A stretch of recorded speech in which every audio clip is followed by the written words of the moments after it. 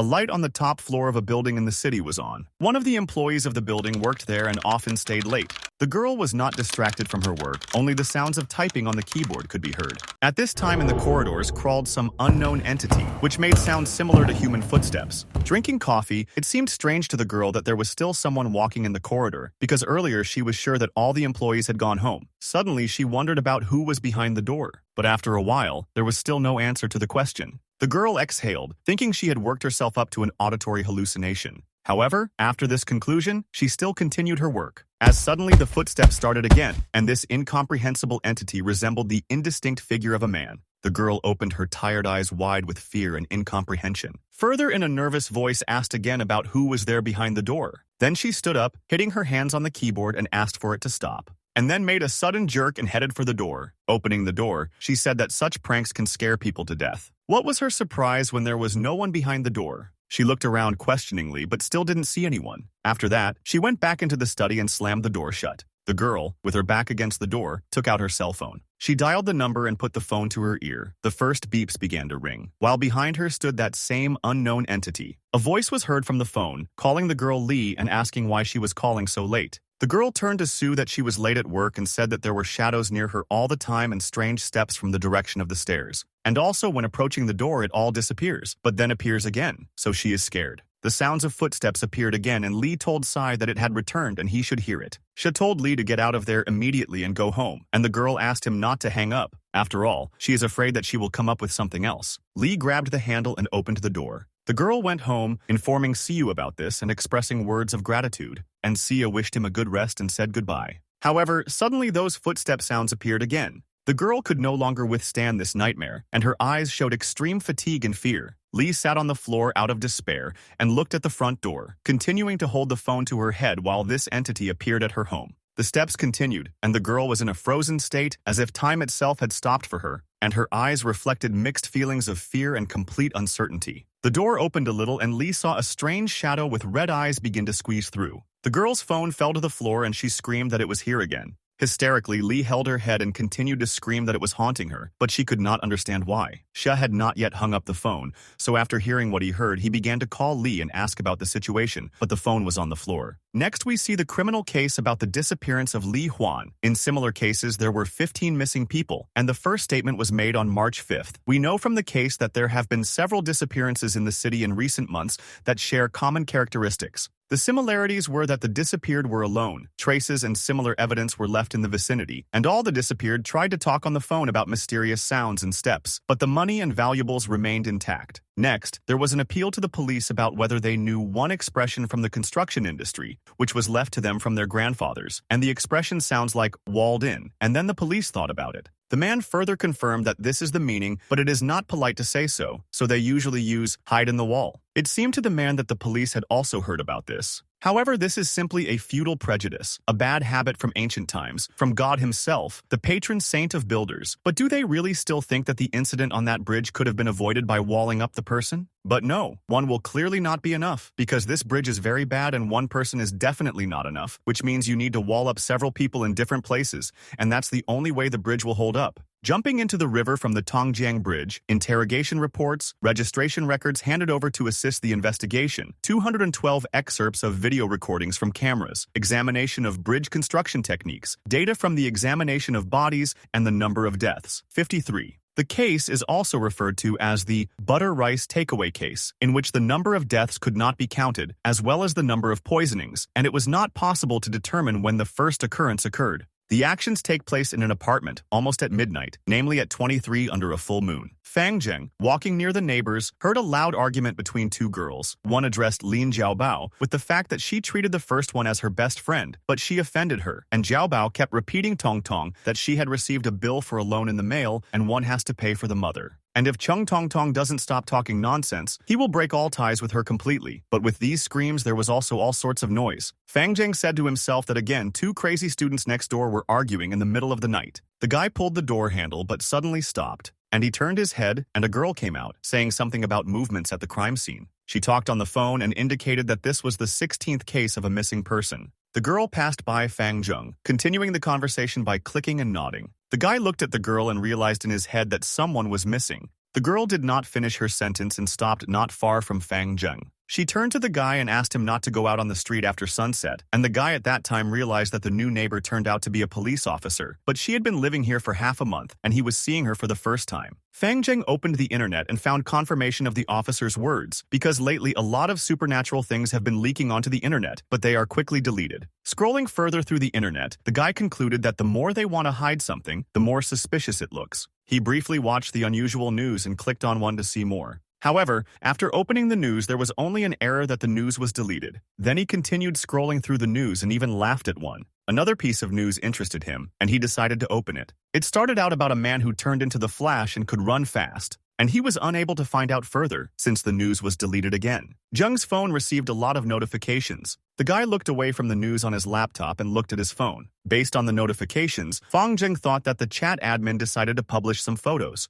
There was a message from the admin telling everyone to wake up and look at the sky because there was something wrong with the moon, and they answered him that he was talking some kind of nonsense. Fang Zheng also didn't understand what kind of nonsense they were writing in the chat. The guy decided that he needed to get some fresh air and pulled back the curtains on the window. And outside the window there was a huge and red moon that illuminated the entire street. Fang Zheng couldn't believe his eyes when he saw that blood-red moon. But suddenly the guy noticed how one of his books was glowing. And then it immediately began to fade, and the title of the book said that it contained secrets for strengthening yin. After the book went out, the blood moon also disappeared. Fang Zheng reasoned that maybe it was because of his dusty book, which he bought at a discount on the internet. Maybe it had something to do with the blood moon. The guy opened the book, but there was something unknown in it. It itself flew up a little, and Fang Zheng concluded that it could be a page of some kind of manuscript, and also that it was made of leather. The guy began to look at this manuscript and try to understand it. He also thought that the glow might not have come from the book, but from this leather manuscript. Fang Zheng had already been studying it for 2 hours, but had made no progress in his research. The guy was already tired and thought about the situation from the pharmacy, where the girl told him that his night sweats and insomnia were the result of kidney yin deficiency. Next, he decided to take a medicine called Liwei pills Dihuang and were intended to treat kidney yin deficiency. The guy took the pills and was surprised that they didn't taste the same as before, but were now smooth as silk and quickly melted when they entered the mouth. Suddenly, Fang Zheng felt something and froze in place. And there was a strange rumbling in his kidneys. Fiery energy burst out of the guy, and it was as if there was an explosion inside him. After which, Fang Zheng fell to the floor, and a small amount of smoke emanated from him. He lay with his eyes closed for some time. B then abruptly opened them, trying to understand what was happening. Before his eyes was the familiar open-air food stall down the street owned by Old Man Wong. But the strangest thing is, why is Fang Zheng in the pan? It was as if he had turned into a crayfish that they wanted to boil. He was drowning in boiling water and wanted to get out, but his attempts were useless. The water continued to be stirred with a spoon, and Fang Zheng shouted to Old Man Wong to stop. But he continued to stir the water in the pan, thereby spinning Fang Zheng in a whirlpool. But suddenly the guy woke up in a cold sweat and stared ahead. It was morning outside the window. The sun had already risen high. Sitting down, the guy realized that it was just a dream. And then, raising his head, he asked himself, why does he stink so much?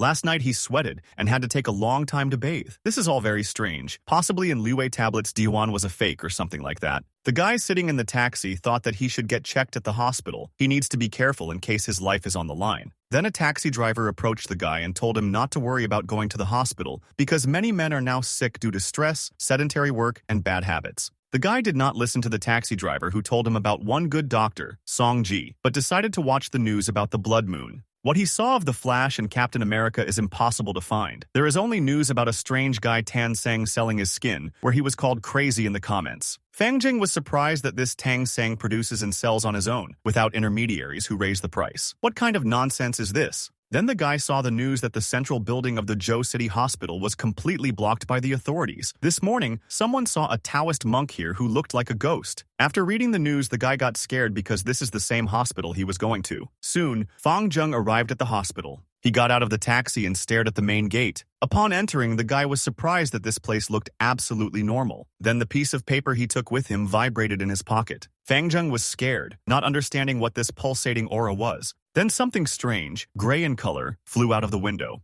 And then it went straight to Fang Zheng's pocket, where the piece of paper lay and seemed to possess it. But, looking around, the guy realized that he was the only one who could see it. Frightened, Fang Zheng thought that he had become possessed. Then he turned around, as a rough male voice called him. Turning around, the guy saw a guard who was asking if he needed help, but he didn't look like an ordinary guard, but rather like a soldier. The guard then asked if Fang Zheng was here to see the doctor. The guy confirmed and said that he wanted to see Dr. Sung Ji. The guard then radioed Zone C to confirm whether attending physician Sung Ji was there. Confirmation came from the radio. The guard then invited Fang Zheng to come over, but he had a question in his mind. He asked the guard that he was the first person to understand that milk can be drunk, but did he do something with a cow to understand this? Then the first person who figured out the anorectal position also did something? The security guard looked at the guy in bewilderment and asked what he meant. And Fang Zheng was already running away, screaming. He thought about everything and now he was unlikely to need the help of a doctor, and then said goodbye. The guard tried to find a connection between the anorectal examinations and the cow, but did not understand anything. Fang Zheng thought that it turned out that the hospital was really cordoned off by the authorities, and if he had entered, he would have been like a sheep going into the mouth of a wolf. Who knows what else scripture could do?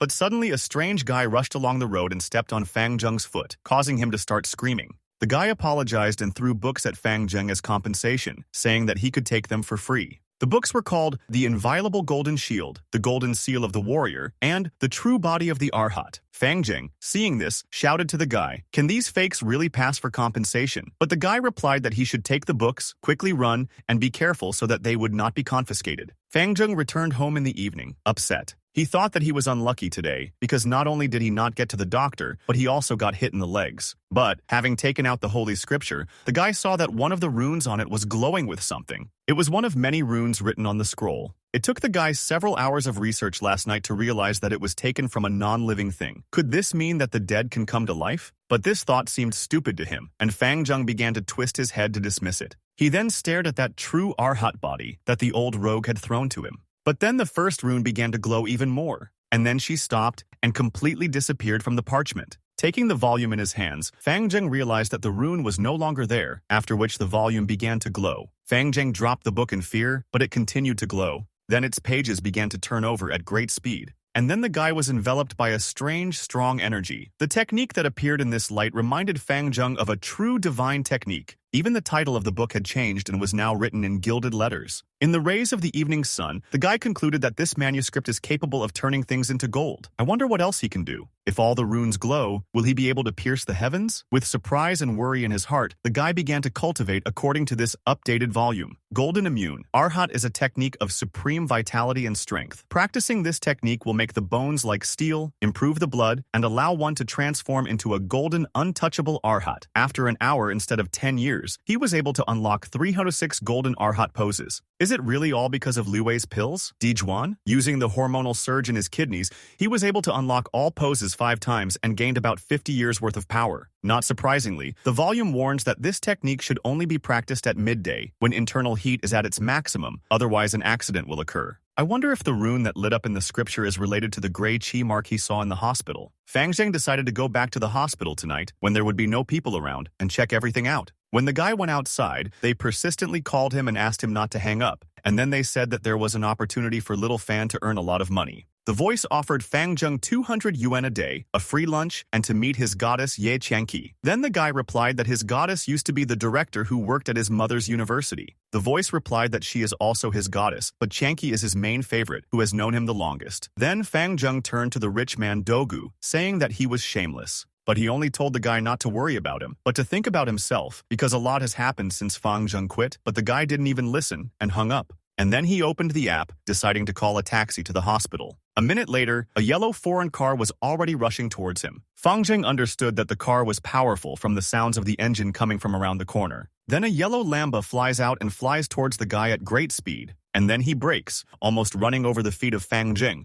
who jumped to the side. He looked at the car in surprise and then at the driver. It was a young guy who said with a disappointed face that he thought that some girl would be in Fang Zheng's place. And then I asked the guy if he had ordered an online taxi service. Fang Zheng was still perplexed by what was happening and silently looked at the driver. And he, angry because of the guy's silence, asked again whether he needed to go to the city hospital or not. Sitting down in front of the car, Fang Zheng, calling the driver a major, asked him why he, having a lot of money, got a job in an online taxi. Really? To pick up girls? Then the indignant guy asked if Fang Zheng knew what kind of model this was, but he replied that he was a guy from the village and did not understand such things. Then the driver proudly replied that this is a renter, so it's better that Fang Zheng doesn't touch the car, because if he scratches it, he'll never be able to pay for the repairs. But Fang Zheng, noticing the configuration which cost about $10 million, pulled the mirror and broke it off. and then he pretended that he had not expected this and looked with regret at the broken part. Then, taking the mirror in his hand, the guy turned to the surprised Major, asking whether the rear mirrors of supercars should look like toys if they are so easy to break. Looking at the broken mirror, the driver could not find words to describe his feelings. But before he had time to come to his senses, Fang Zheng was already holding the wheel of the car in his hands, saying that the car was really like a toy, since you can remove all the parts as you want. This is modern technology. It dawned on the driver that this fool was doing everything on purpose, but it was too late, since Fang Zheng had already dismantled and broken almost the entire car. Eventually, the driver's patience began to run out and he finally mustered his will. He wanted to raise his voice, but Fang Zheng suddenly said that the experienced parent will remain alive, and the one who makes a mistake will go to the next world, after which only a video of such an accident will remain. Fang Zheng then held out his phone, showing the angry guy a glowing screen. And then he said that he had already seen it on the news. A store employee steals a luxury car worth 10 million yuan and dies from a cliff. Seeing this headline, the guy's face changed, which began to express surprise and anger. Then the driver's foot suddenly pressed the gas, after which something incredible happened. A strong energy condensed around the car, concentrating on the driver. His face distorted, after which he said, Fang Zheng could tell from the very beginning that he understood everything.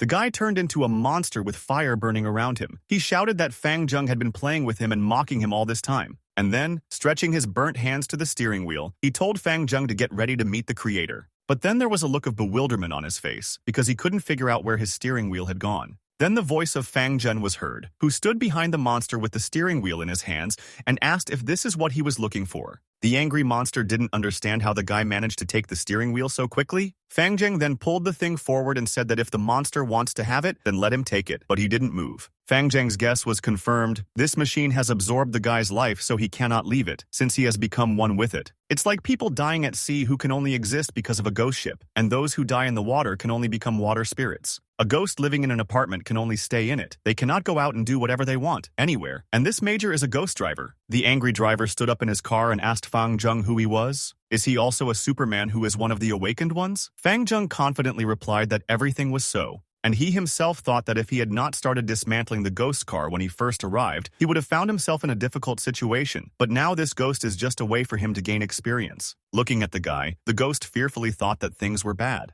And I decided to just run away. The next moment he stepped on the gas and rushed forward, away from the guy. But the car did not pick up speed and scratch the asphalt, causing sparks to appear. It was then that the ghost remembered that Fang Zheng had managed to remove one wheel, but it was already too late, since there was a sharp turn ahead, which was impossible to fit into at such a speed without a wheel. Hitting the rocks and turning, the ghost realized that he had completely lost control and was rushing straight into the shop window. He eventually crashed into a wall, causing a bright flash. The car was thrown to the side, causing it to roll over several times. Finally stopping, the wrecked car showed no signs of movement. But inside, the ghost was still alive, although he was pretty battered. He was able to open his eyes and saw a guy in front of him. He ran straight towards the ghost, which made him very scared. The ghost even thought about pretending to be dead in order to gain some time. But Fang Zheng didn't even bother to check, running up to the broken car with a huge beam in his hands. And then he swung and hit right at the car, from which tongues of fire gushed out. The next second, Fang Zheng realized that this was a mistake as the fire reached him. Jumping back, he landed on his knee but remained standing, right in front of the ghost. While the guy was trying to extinguish the clothes that were burnt on him, the ghost realized that he was not awakened, but just an ordinary person who was a little smarter than others. Revolting, he laughed, saying that although he cannot leave his infernal machine, he is still an awakened Superman, so he does not even need to do anything, since his flames will destroy the guy anyway. And then, mockingly, he asked where all the guy's insolence had gone. Let him come and hit him. But Fang Zheng looked at his hand, which was emitting a strange light, with a serious look. This alerted the ghost. And then he got really scared and said that he was joking about the guy while he was approaching the ghost, who was pressed against the car. Then Fang Zheng, raising his hand, said that if the ghost had just asked to hit him, then he would do so as a favor. The impact was so strong that the car flew into the air. Fang Zheng's strength was so great that the car doors were bent under the pressure of the ghost's body hitting it. The ghost realized that he had screwed up, and if he could still shed tears, he would cry right now. But Fang Zheng was not interested in this. He continued to attack. And finally, he pulled back his hand, filled with energy, for an even stronger blow. And then he hit it with such force that the car shattered into pieces. The ghost overturned and flew away from the car, if this piece of junk could still be called that. All that was left of it were fragments that flew away somewhere to the side, along with the struck ghost. But when everything calmed down a little and the dust settled, Fang Zheng saw something interesting nearby. This is the same gray chi he saw in the hospital. Thus, the guy's Kui series increased by 1. Then he took out his bundle with runes from a specially made mount on his belt. Unfolding the scripture on human skin, the guy realized that it absorbed a series of ki and made the rune glow. This means that the source of this gray key was the Superman he had just destroyed. Or to be more precise, it was a ghost. After hiding the package, Fang Zheng realized that he had to find the original source of the appearance of gray chi as soon as possible. However, first he must leave this place quickly because he cannot allow his secret to be found out. Because the fate of this ghost driver had just become the best warning for Fang Zheng, and keeping his abilities a secret is the path to success. Therefore, you need to use it wisely. Hiding in small streets, the guy remembered that in order to remain unnoticed, he always turned right here. He was already near the Zhou City Hospital and hoped to himself that his caution would not fail him.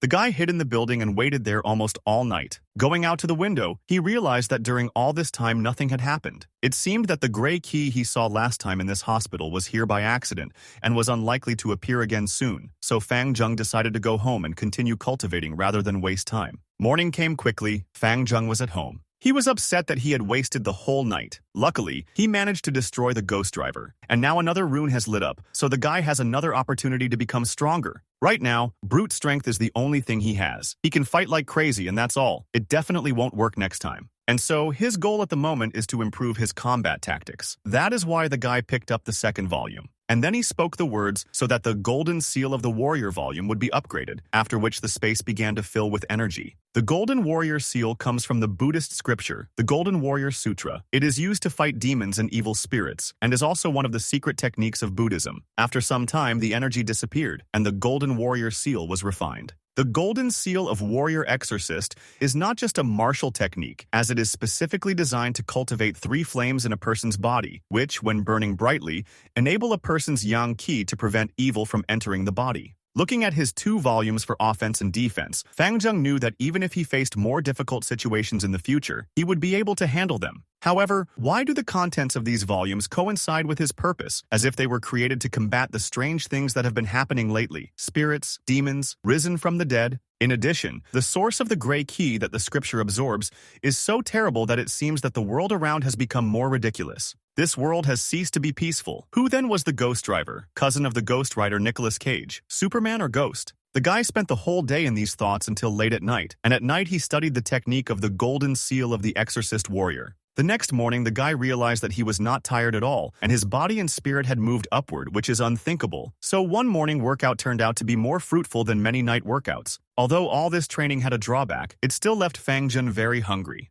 Previously, when he practiced Golden Arhat, he was hungry like a wolf. This time the hunger is not so strong, but I still want to eat. While the guy was thinking about which restaurant to go to, the door to his room opened, and then a woman's voice called out to him, calling out to brother Fang Zheng. Turning around, the guy saw one of the students living next door, who was calling him to have breakfast. Then Fang Zheng said that he wanted to go to the store and asked the girl if she needed to buy anything. The girl winked and thanked brother Fang Zheng for bringing her something. But then a second girl appeared from behind the door and said in a sweet tone that she also wanted something. This tone of voice irritated the guy, who thought to himself that talking to girls was scarier than meeting a ghost driver. Then Fang Zheng turned around and walked towards the exit under the gaze of the girls, expressing the hope that they would buy something tasty. Out of the corner of his eye, Fang Zheng noticed the girls already retreating to their room, or rather, the bare legs of one of them. They were dressed too openly and at home, which angered the guy even more, because thoughts about this did not allow him to think sensibly. But the girls did this on purpose to tease Fang Zheng, which the guy knew very well and was dissatisfied with. It was morning in the city, smoothly turning into day. The sun illuminated the streets. They were already quite lively, as people went about their business. Walking along one of these streets, Fang Zheng noticed a guy sitting on the sidewalk who was clearly upset about something. Fang Zheng was interested in this at first, but then decided that now was not the time to think about others, since he needed to fill his tummy. So the guy reached a small, cozy restaurant. After some time, the restaurant manager called his waiter Xiao He. A young waiter approached a tall, dissatisfied man and asked why he called him. The manager replied that today, he would not demand anything from Xiao He other than to keep an eye on table 16, and if a customer drops even one bone or leaves a piece of food, he must be informed immediately. The waiter hesitated and replied that he didn't think the guy could hide chicken bones, since he didn't have any left. This guy eats like a hungry wolf, gobbling up chicken meat and bones, also crabs, along with shells and everything else. His jaw is in such great shape that it hurts to watch him eat it all. Having eaten too much, Fang Zheng left the restaurant and made a quiet burp. Xiao He said that this guy might be a starving ghost, but the manager replied that there are no ghosts who wear a cap and sunglasses. Maybe this guy thinks he's a celebrity. The manager then asked the waiter to remember this guy, and if he came again they would close for the day. But Xiao He said that it would be bad for their business. At this time, Fang Zheng, walking down the street, thought that every time after cultivating, he gets up insanely hungry and needs to eat for 6 to 7 hours, which takes too much time. This may come back to haunt him, as he has already been blacklisted from almost all the buffet restaurants in the area. Things have gotten so bad that he now has to hide to avoid being recognized. It soon became dark, and Fang Zheng was still walking around the streets. Even though he ate too much, is that really a reason for all the restaurants to close down and throw him out? Suddenly, Fang Zheng saw the same guy sitting on the side of the road with a downcast look. In the morning, he bought him breakfast, which was no longer available. So this guy could have eaten it, or it could have just been stolen. Just sitting on the sidewalk and shivering from cold or fear, the guy didn't seem to budge. Fang Jing then approached the local security guard, who was wondering why this strange guy was still sitting there. Maybe his girlfriend left him, or he went bankrupt, or he's even obsessed. Fang Jing noticed that the guy was very scared. Then the guy asked Captain Liu what was happening to this man, but he replied that this guy doesn't listen to them at all, and at this time it's cold outside, and if he throws his hooves back, then they will be partially to blame. Fang Zheng said that the guy was scared. Perhaps he's being hunted by a loan shark, or he could be on the wrong side of the mafia and afraid to return home. But then Fang Zheng's attention was attracted by the fact that the guy on the side of the road twitched. He received a call, after which he slowly raised the phone to his ear and said, "Hello," after which this guy's face distorted into a grimace of horror. And then he attacked Fang Zheng, who was standing next to him, and began to beg to save him, since she was already coming. This time she came right to where he lives, and now she is next to his mother. The guy also said it was a ghost, a dead person coming back to life. A strange dead woman is now in his apartment. Hearing this news, the guards, as well as Fang Zheng, were shocked. But it was worth remembering that if you talk about ghosts at night, then not only people hear you, but ghosts too. But suddenly there was a sound from the motor of the scooter that Fang Zheng took. Sitting on the machine, Fang Zheng asked Captain Liu if he could borrow this scooter to go with this guy to the police station and report this matter. Captain Liu agreed, and Fang Zheng thought that this was a good opportunity for him to find out whether the ghosts were the source of the gray key or not. Then Fang Zheng turned to the frightened guy, telling him to quickly climb up and not stand like a pillar, because he needs to save someone. But Fang Zheng himself is not a fool to get involved in this, and that some things must be done secretly. He must also get a clear picture of what is happening. When the guy got on the scooter behind Fang Zheng told him to stick with it. Then the guy leaned his chest against Fang Zheng's back, and Fang Zheng told him to hold on to his waist. The guy did so. Then Fang Zheng asked in a soothing voice if he now felt at least a little safe and if he had calmed down. He nodded calmly and smiled. Then Fang Zheng pressed the gas and the guys set off, and one of the guards said that he saw a similar scene on TV, and as far as he remembers, it's called shipping or something like that. And the guys were already racing on a scooter through the city at night. But the guy behind him started to get worried when he noticed that they had passed the police station. He asked how far it was from here to his apartment and would they make it in time? Fang Zheng replied that there was little time, so it would be better for them to go straight to his house because they needed to save lives. And then he asked if the guy gave the exact address. Surprised, the guy enthusiastically asked, did Fang Zheng really believe in his words and believe that there are ghosts in this world? Fang Zheng replied that it was true. Ghosts really exist in their world. It just happened that Fang Zheng killed one of them the other day. The guy sitting behind was shocked by this news. And then he said that if Fang Zheng is telling the truth, then it's incredible. Then the guy talked about the situation that happened on March 8th, when a major accident involving several cars occurred on the Tongjiang Bridge in Zhou City. Fang Zheng replied that he had heard about it. More than 50 people died that day, and after 2 years of trial operation, the bridge had to be closed.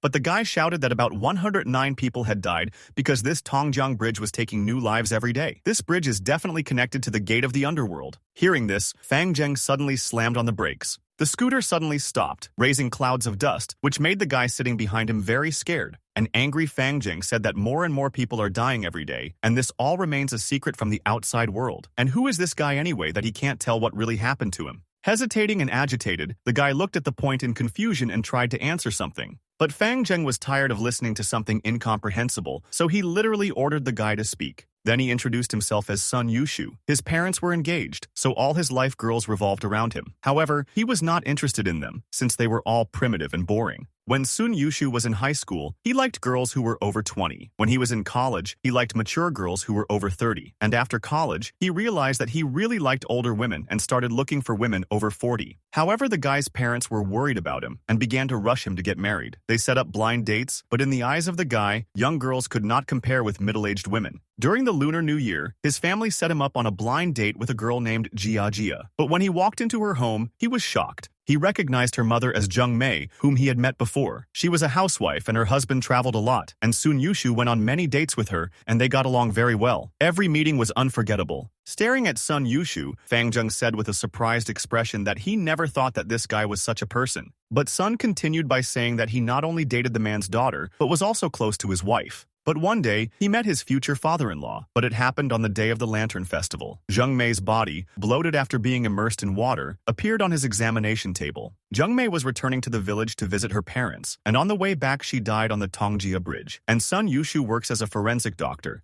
and it was he who further examined the body of the woman he madly loved. Then Fang Zheng clarified whether Sun Yushu conducted the examination alone, to which the guy replied that it was so. Then Fang Zheng said that Sun had told a lot about himself, but he never said what was happening with the Tongjiang Bridge. But the guy replied that he was an ordinary forensic expert and did not know the true secrets of the bridge. After that, Fang Zheng relaxed, realizing that the guy hated this bridge because it took away his love. But then Sun Yushu began to ask Fang Zheng to help him, since he did not want his family members to be in danger. Because this woman who was his love is no longer in this world, but she has been resurrected. He realized this when he heard an unexpected knock on his door. Then the guy turned around, looking at the entrance, wondering who it could be. Approaching the door, the guy looked through the peephole, realizing that it was already late for the guests. But he fell into a stupor when he saw a familiar eye in the pupil, looking straight at him. Sun Yushu backed away from the door as the eye filled with black liquid continued to watch him. Slumped to the floor in fear, the guy started asking who was there. Is this really a stupid prank? So he called the property managers and they sent security people to come and check. However, they did not find anyone suspicious, and the peephole in the door also turned out to be normal. But after the guards left, Sun Yushu returned to his apartment and heard a knock on the door again. Then, angry, he opened the lock on the front door. Angry, the guy looked outside and shouted when it was time to stop, but there was no one around. There was complete silence in the corridor, and only strange dark shadows were moving towards him. But suddenly the guy noticed a strange movement on his door next to the peephole. Looking at the peephole from the other side, Sun Yushu was horrified. It was something that looked like eyes that were attached to the peephole of the door. At the same time, one of his colleagues called the guy and said that his mentor Liang Jianggan, who worked with him in the same department, had left this world. His body was found in the toilet of the room where he was staying. It looked terrible, and there was nothing on the face of the body except 2 holes, which means whoever did this to him took a piece of him. Looking at his door, the guy got goosebumps because he drew a logical chain and realized that this terrible person could be nearby. He screamed in fright and ran straight down the corridor. Having reached the elevator, he frantically pressed the button several times, hoping that the elevator would arrive faster. The elevator had almost arrived when Sun Yushu felt something strange approaching. Then, strange shadows appeared from the elevator doors, crawling out of it. The doors continued to open, and a female silhouette appeared inside.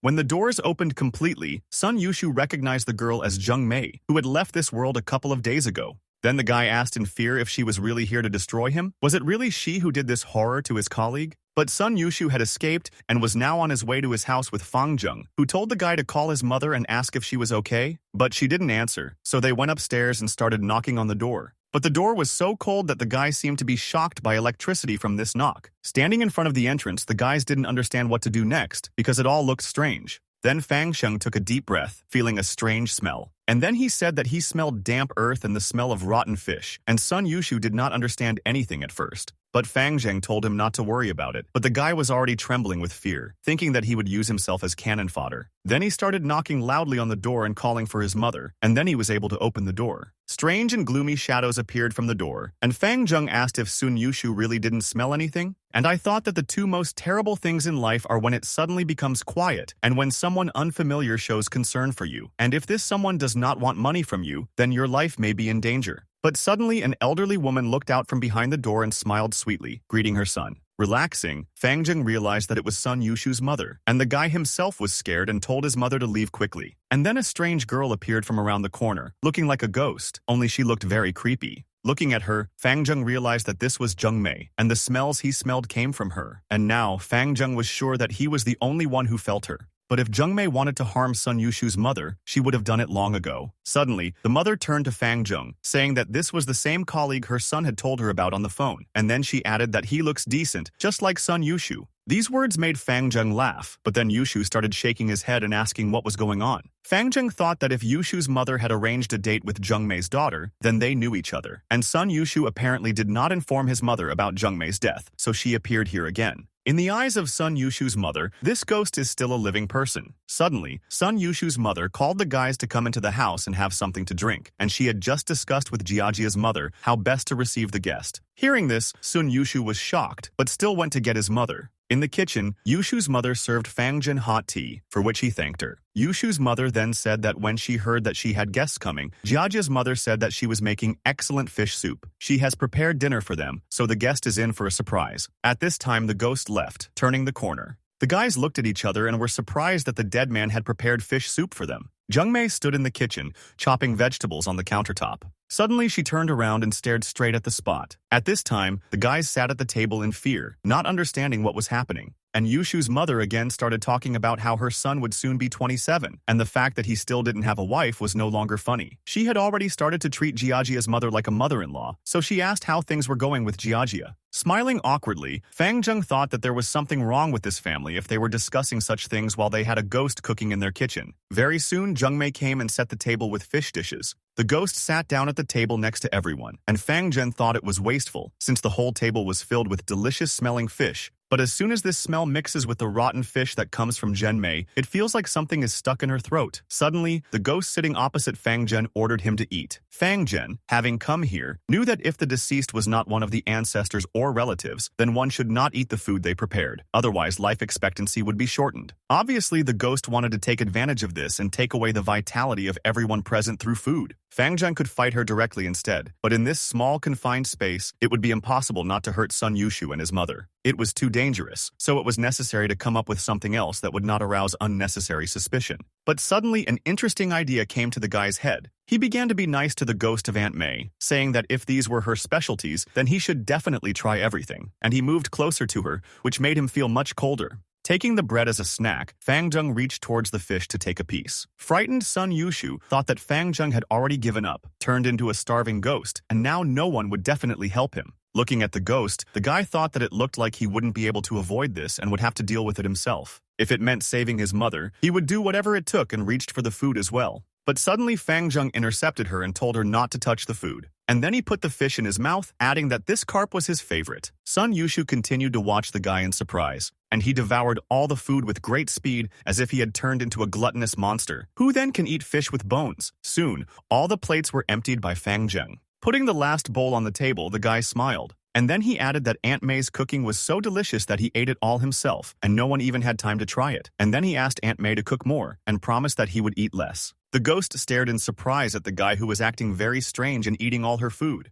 Then Sun Yushu got angry and said that if Fang Zheng wants to die, then let him continue, but they want to survive. And then he began to ask his friend to stop, since he himself is trying his best to eat this food, but Fang Zheng even asks her to cook more. The ghost went to the kitchen and continued preparing his food. But Fang Zheng easily ate the second batch of food. The ghost no longer knew what to do, and silently and trembling approached the guy. And Fang Zheng, turning to Aunt May, asked why she turned so pale. Does she really mean that she was tired by rocking back and forth? This is not the case. Everything should be fine. And Sun Yushu thought that this guy ate so many of her dishes and forced the dead man to become his cook, and nothing happened to him, unlike the ghost himself, who was incredibly tired. The whole scene got a little distorted. It started out like a horror movie. Now it suddenly turned into a comedy cooking show. Suddenly, Sun Yushu told his mother that she once had a fish bone stuck in her throat, so she no longer liked fish. Their family rarely buys fish, then why is there so much of it today? And also different species of almost all freshwater fish. Then the mother really wondered, where did so many fish come from? Time passed, and it was well past midnight. But Aunt May still could not feed the guest who wanted more and more. She finally fell to her knees from exhaustion. Fang Zheng then walked up to Aunt May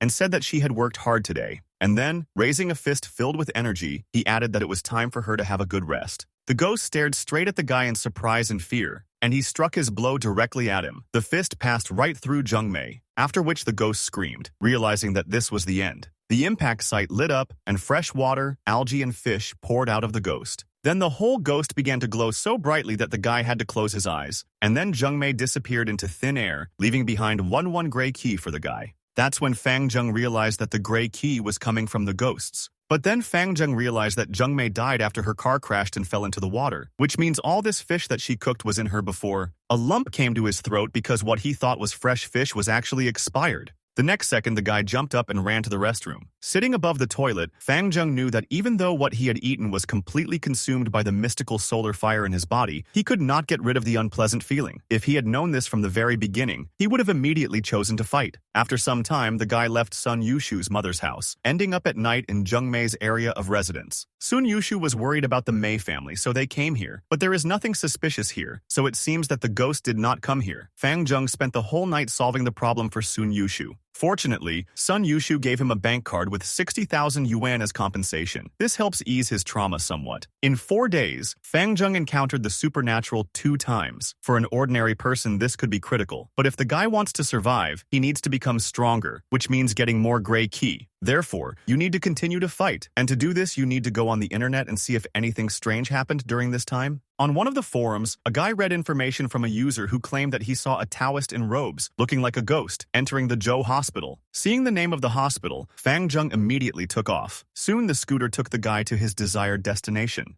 Turning his head, the guy saw in front of him the entrance to the Zhou City Hospital. And then he felt a strange energy, indicating that he had again increased his gray ki by 1. Fang Zheng was overjoyed, thinking that if he added the gray ki he received yesterday, this would be the first time he had obtained 2 strands in such a short period of time. It seems that this hospital is indeed a real treasure trove, so the guy is going to spend the day observing this place, as he feels that he will find more gray ki here. But time passed, the sun began to rise, the city was soon to wake up. Zhou City Hospital stood calmly in the rays of the morning sun. Fang Zheng thought disappointedly that he could not detect the gray ki tonight, although this was to be expected. After all, he cannot be that lucky. However, at least he confirmed something. The gray ki definitely came from the ghosts. Then the guy looked at the guards, once again noticing that they looked more like well-trained and disciplined soldiers. Fang Zheng wondered why they were standing here and what secrets exactly was the Zhou City Hospital hiding. And then it seemed like it dawned on him, and an interesting thought came into his head. Perhaps there is a special agency dedicated to the supernatural in Zhou City as the Special Incident Investigation Bureau. Suddenly, Fang Zheng's phone rang. The guy picked up the phone and heard the voice of Sun Yushu, who said that even more people had died. Just now, among the employees of their department, 4 of those who took part in the forensic examination of those people who died on the Tongjiang Bridge died themselves. Chief Zheng was found in his bathroom, and old Lin's body was under the operating table. And on the table itself, they found the body of Sister Wang, all of whose organs had disappeared. And Zhou Jian died in kindergarten when he wanted to pick up his daughter. Fang Zheng was shocked. It turns out that the matter is far from over, and Zheng Mei was only a cob. Sun Yushu said that everyone is trying to find out the reason for their death, even trying to identify the killer who harmed a lot of people. Yushu's superiors said about this, and the guy replied that a group of soldiers had just come to their building and taken the bodies from the Tongjiang Bridge. Soon after the soldiers left, another group of people arrived. As soon as they arrived, they started asking how they were doing lately and if anything strange had happened. But Sun Yushu did not mention Fang Zheng and Zheng Mei. Fang Zheng immediately concluded that everything was as he thought, and the higher authorities had long been in control of the situation, and there had always been an agency for such matters, 749 Bureau, Division 091, Building 507, etc. Then the guy replied that Sun Yushu was now under the close supervision of a special agency that would save him. But in order not to expose Fang Zheng, you need to refrain from contacting him. The guy then got on his scooter and rushed back as he quickly needed to make all the necessary preparations to prepare for the riots that would soon begin. Night had already fallen in the city, and Fang Zheng was rushing home on his scooter. Soon he reached his area. There was no one on the streets anymore. The guy got to the house and took out the 3rd volume, thrown to him by a stranger, called The Inviolable Golden Shield. Taking the volume, Fang Zheng decided to start immediately, and the title of the book changed to Maha Golden Shield. Next, cultivation began, and as the name Maha, or Great, suggests, it is a powerful defense technique. Once the technique is fully learned and used, the golden bell will be able to cover and protect the entire body. Zhen sat in this position for some time, continuing his cultivation. And finally, he finished his training in attack and defense techniques, and now, in this terrifying and dangerous world, he will finally have the basic ability to defend himself. At least if he were to face Zheng Mei and her knife again, or a human opponent with a weapon in his hands, the guy would be able to fight back without having to endure and come up with tricks.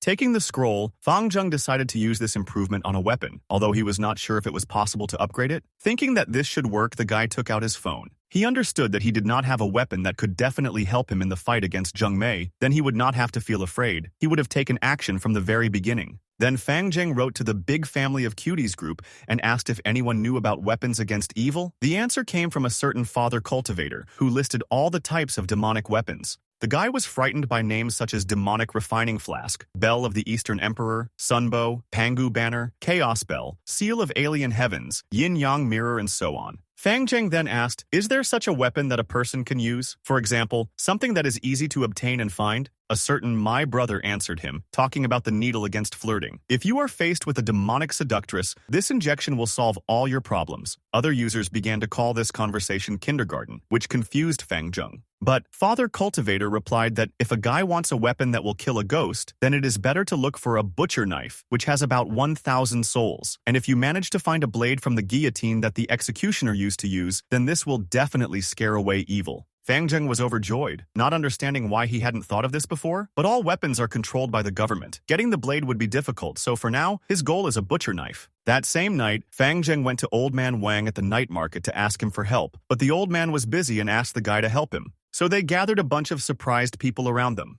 They were all delighted with Fang Zheng's talent and asked the old man when he managed to hire such a good cook. People were surprised at the guy's insanely fast work in the kitchen. Then the fire broke out and Fang Zheng began to fry the ingredients, and the people appreciated his hand strength and cooking ability. For a long time, Fang Zheng helped and prepared portion after portion. At 2 o'clock in the morning, Old Man Wang was sitting in a cafe and thanked Fang Zheng for his help, and the guy replied that they had lived in the same area for so many years that politeness was useless. He would have helped anyway. Fang Zheng then asked Old Man Wang if he knew any butchers or slaughterhouse workers. The old man was surprised by such a question. But before he could answer, Fang Zheng suddenly noticed something strange. One of the guys in Old Man Wang's shop took bills and threw them into a basin of water. It was strange to see them putting money in a strong detergent. Thoughtful, Fang Zheng asked himself, could this be considered money laundering? But Old Man Wang replied that a lot of strange things have been happening lately, which is why many people seem to have gone crazy. There was a guy who got some money and started counting it, and then he started getting sores on his hands. Hearing this, Fang Zheng was surprised, as it even sounded creepy. Then the guy said another saying, his hands cramped while he was counting the money. And Old Man Wang told about strange things at the night market, where stall owners, counting money, noticed that their hands were stained with blood.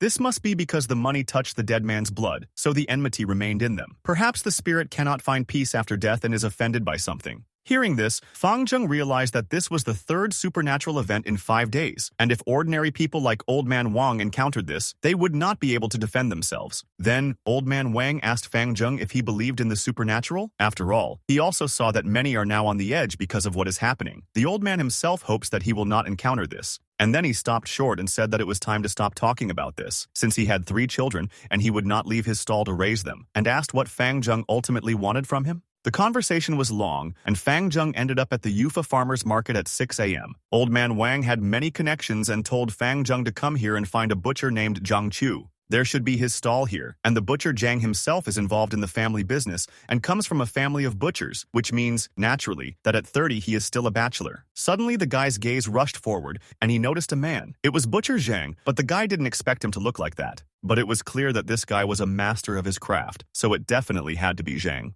And then the thoughts in Fang Zheng's head said that with such muscles, this guy looks more like a fitness trainer than a butcher. Then Fang Zheng walked up to the guy and addressed him, but then a child's voice was heard asking him to let him go ahead. It was a little girl who said that her mother was sick, and meat was very healthy and would help her recover. Then the girl repeated the same thing a second time. Fang Zheng was surprised that such a small child would go shopping alone. The girl apologized with tears in her eyes and said that her brother could buy the meat first, because her mother says that a good child should not bring problems to others. Fang Zheng, looking at the girl's behavior and her apology, thought that she was so well-mannered that she made him feel uncomfortable. Then the guy turned to the chef and asked him to give him a piece of the softest tenderloin. The guy agreed. Then Fang Zheng sat down in front of the girl behind him and said that she was very good for taking such good care of her mother, and good children like her should be rewarded. And then he gave the girl pork as a gift. Delighted, the girl thanked her older brother and asked him to allow her to return the money to him, handing over a small bill. But the guy replied that she shouldn't worry about it and let her take the meat for free, and also wished her mother a quick recovery. But the girl replied that her mother always said that Chen Chen is a good child, and good children should always be generous and kind, so she can't steal and must give the money back. Then the guy, smiling, said that one could say that she bought pork from him, and added that the girl was very kind, let her remain so. The joyful girl said goodbye to Fang Zheng and ran away with a package of meat. She quickly ran to the exit of the pavilion. Then Fang Zheng, looking after her, thought that perhaps she should be helped to return home. But then a strange sensation in his hands caught his attention. Looking at his hands, the guy noticed with horror that there was blood on the money. Then Fang Zheng immediately said goodbye to the butcher, saying that he would return later. and then he rushed after the girl, realizing that something was wrong, because Old Man Wang said that the money was stained with the blood of the offended dead. Some say that those who die cannot suppress their obsession, so you need to follow the girl around the city at night to check it out. And Chung Chung tried to get home faster, crossing the street at the pedestrian crossing. Suddenly, she heard a noise and stopped to look around. And then Chung Chung noticed a huge truck flying straight towards her. The driver, who managed to brake, leaned out of the window and started screaming, asking what the girl was doing here. She apologized and began to run away in fright, and the driver, having calmed down a little, looked after her accusingly. The girl stood at the pedestrian crossing again, feeling weak, pathetic, and defenseless, after which she began to carefully cross the road. Already halfway there, Chung Chung heard the squeaking of the brakes. It was the taxi driver who stopped to let her pass. Having crossed the road, the girl turned to the driver and, bowing, thanked him. She didn't know that all this time Fang Zhen was watching her from the other side of the street. Looking at all this, the guy decided that this was still stranger than he thought. Suddenly, under the light of the lantern, Fang Zheng noticed that it was not Grandma Shu who approached the girl to greet her. The grandmother patted the girl on the head, saying that she was very good and smart. And then the girl went into the house. Entering the entrance, she wanted to open the door. All this time, Fang Zheng walked behind Chung Chung, watching her carefully. But as soon as the girl opened the door, the guy noticed a strange and creepy aura that, like a shadow, poured out of the apartment. Then Fang Cheng decided to climb the stairs to be closer to the apartment. He decided to open the door to look inside.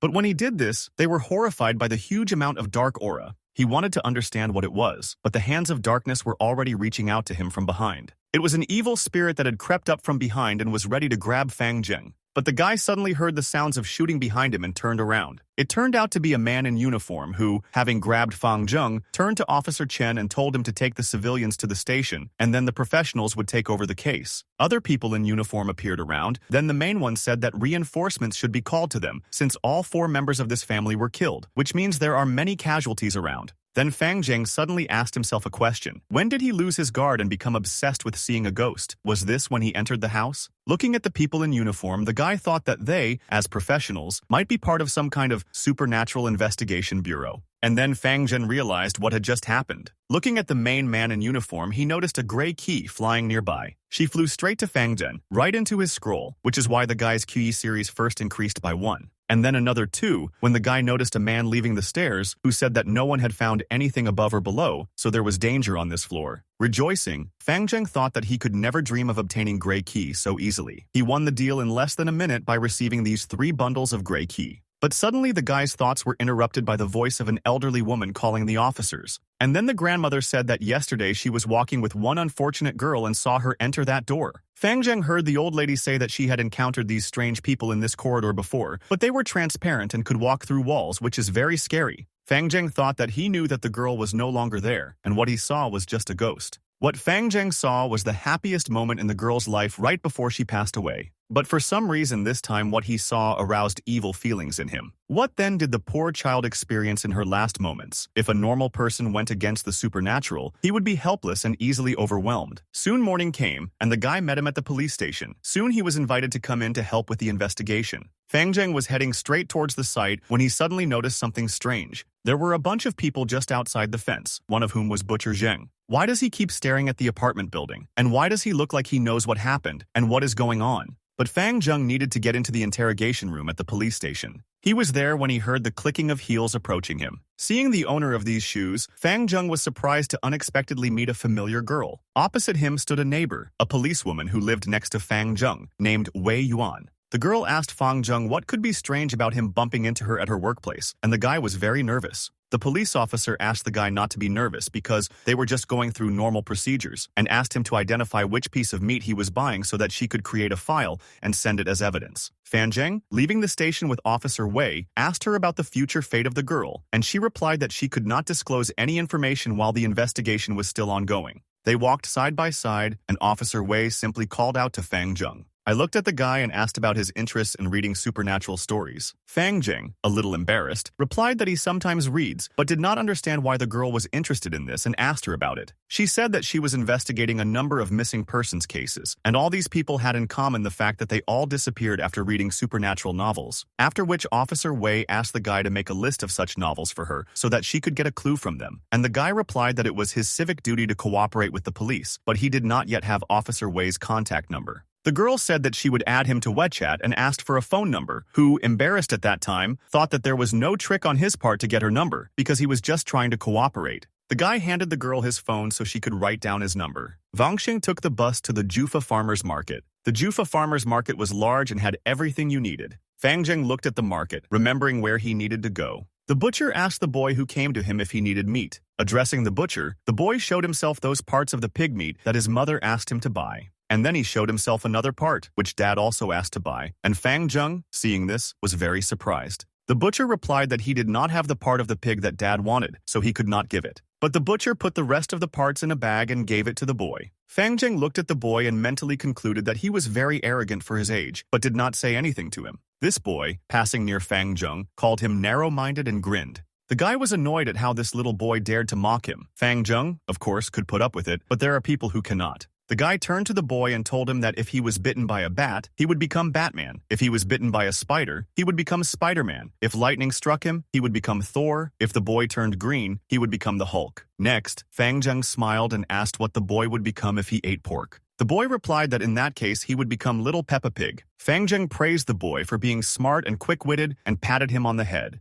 The boy left, and Fang Zheng told himself that such brats know nothing but witty remarks, so he decided to go down with him. Then the guy approached the butcher and started talking, but stopped. The butcher interrupted the guy, saying that Old Man Wang had already come and told him about Fang Zheng, and added that if the guy wanted to kill ghosts and train the spirit, then this blade would be best and put it on the table. Fang Zheng took the blade and began to unsheath it, after which the guy immediately realized that his cultivated body felt the drop in ambient temperature. The butcher decided to say that this blade neutralized 37 of the most vile men in Kaishiku, but it has existed for a long time and has been badly damaged, and only half of the blade remains, which means it can be considered a defective antique. Fang Zheng, holding the blade in his hands, felt enormous power from it. The butcher said that he would make a discount and sell the blade for 60,000 yuan, and the guy was surprised and asked the butcher if he knew Sun Yushu. Otherwise, the guy couldn't understand how the butcher knew that he had exactly 60,000 yuan in his bank account. It was already evening and the lanterns were shining on the street, and Fang Zheng approached his house.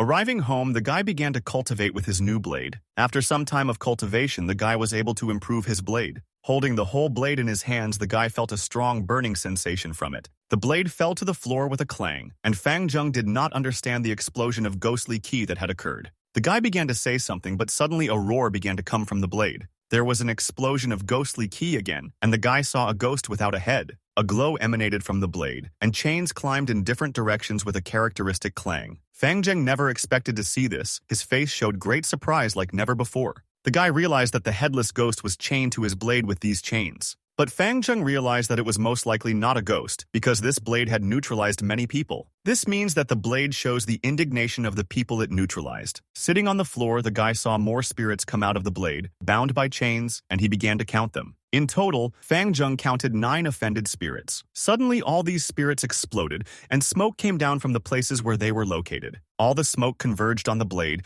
and ignition occurred there. Fang Zheng thought that the ghostly flame burned for exactly 9 seconds, but according to Butcher Zheng, 37 people were neutralized by this blade. The guy, holding the blade in his hands, which was still blazing with flame, concluded that the blade had indeed received serious damage, and that the improvement process had greatly affected it. Continuing his thoughts, Fang Zheng decided that even though he finally had the weapon in his hands, he also needed to get the volume about the blade, otherwise it would just be a waste of this precious treasure. However, this is all easier said than done because plans always change, and this sudden development of events ruined Fang Zheng's plans. And also when he cultivates, his sphere never increases, which means it can be concluded that he does not have enough ki and blood in his body to maintain what he needs for cultivation, so he needs to rely on external help. The guy ran to the Four Seasons pharmacy, calling out to Old Man Yang as he went. Running into the pharmacy, Fang Zheng immediately shouted his question about a medicine that can replenish qi and blood. However, after taking a closer look, Fang Zheng had questions. There was a girl in the pharmacy,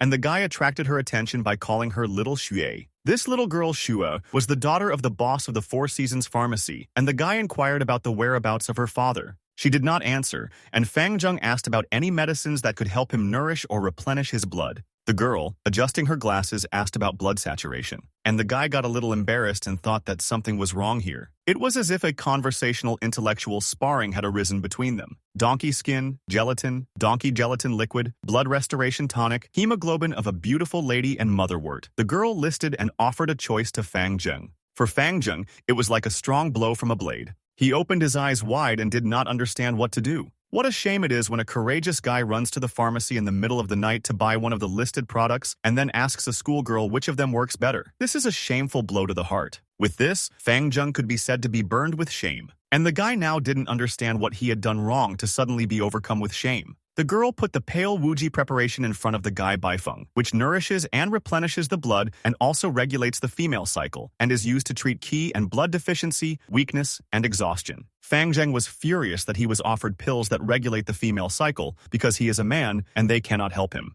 The guy was still irritated and the girl grinned at this. Adjusting her glasses again, the Zhui girl suggested that Fang Zheng try motherwort, which is known as a woman's best friend. This infuriated the guy too much. He listed that an irregular cycle or its absence and other problems in this area cannot concern him, which means this medicine is completely unsuitable for him. Then Shu suggested that Fang Zheng try donkey skin gelatin, and she guaranteed that it would satisfy him, grinning at the same time. The guy grabbed these pills and asked the girl not to look at him like that, because she doesn't know how he uses them, in case he buys them for his girlfriend. The girl laughed and said that she understood his previous purchase of Liwei pills Diwan. Fang Zheng, going back to his last visit to the pharmacy when he was looking for pills for night sweats and dreams due to lack of kidney yin. He was then offered Liwei tablets Dijuan, which he took, and this girl Shui mocked Fang Zheng when he left. Returning to reality, he said that he had night sweats and nightmares because his body was weak, or maybe he was simply missing something else, and also added that he clearly remembered how she sold him Liwei pills Diwan last time. After which, an angry Fang Zheng left the pharmacy, talking about how Shui was pissing him off, and the Zhu girl continued to mock Fang Zheng.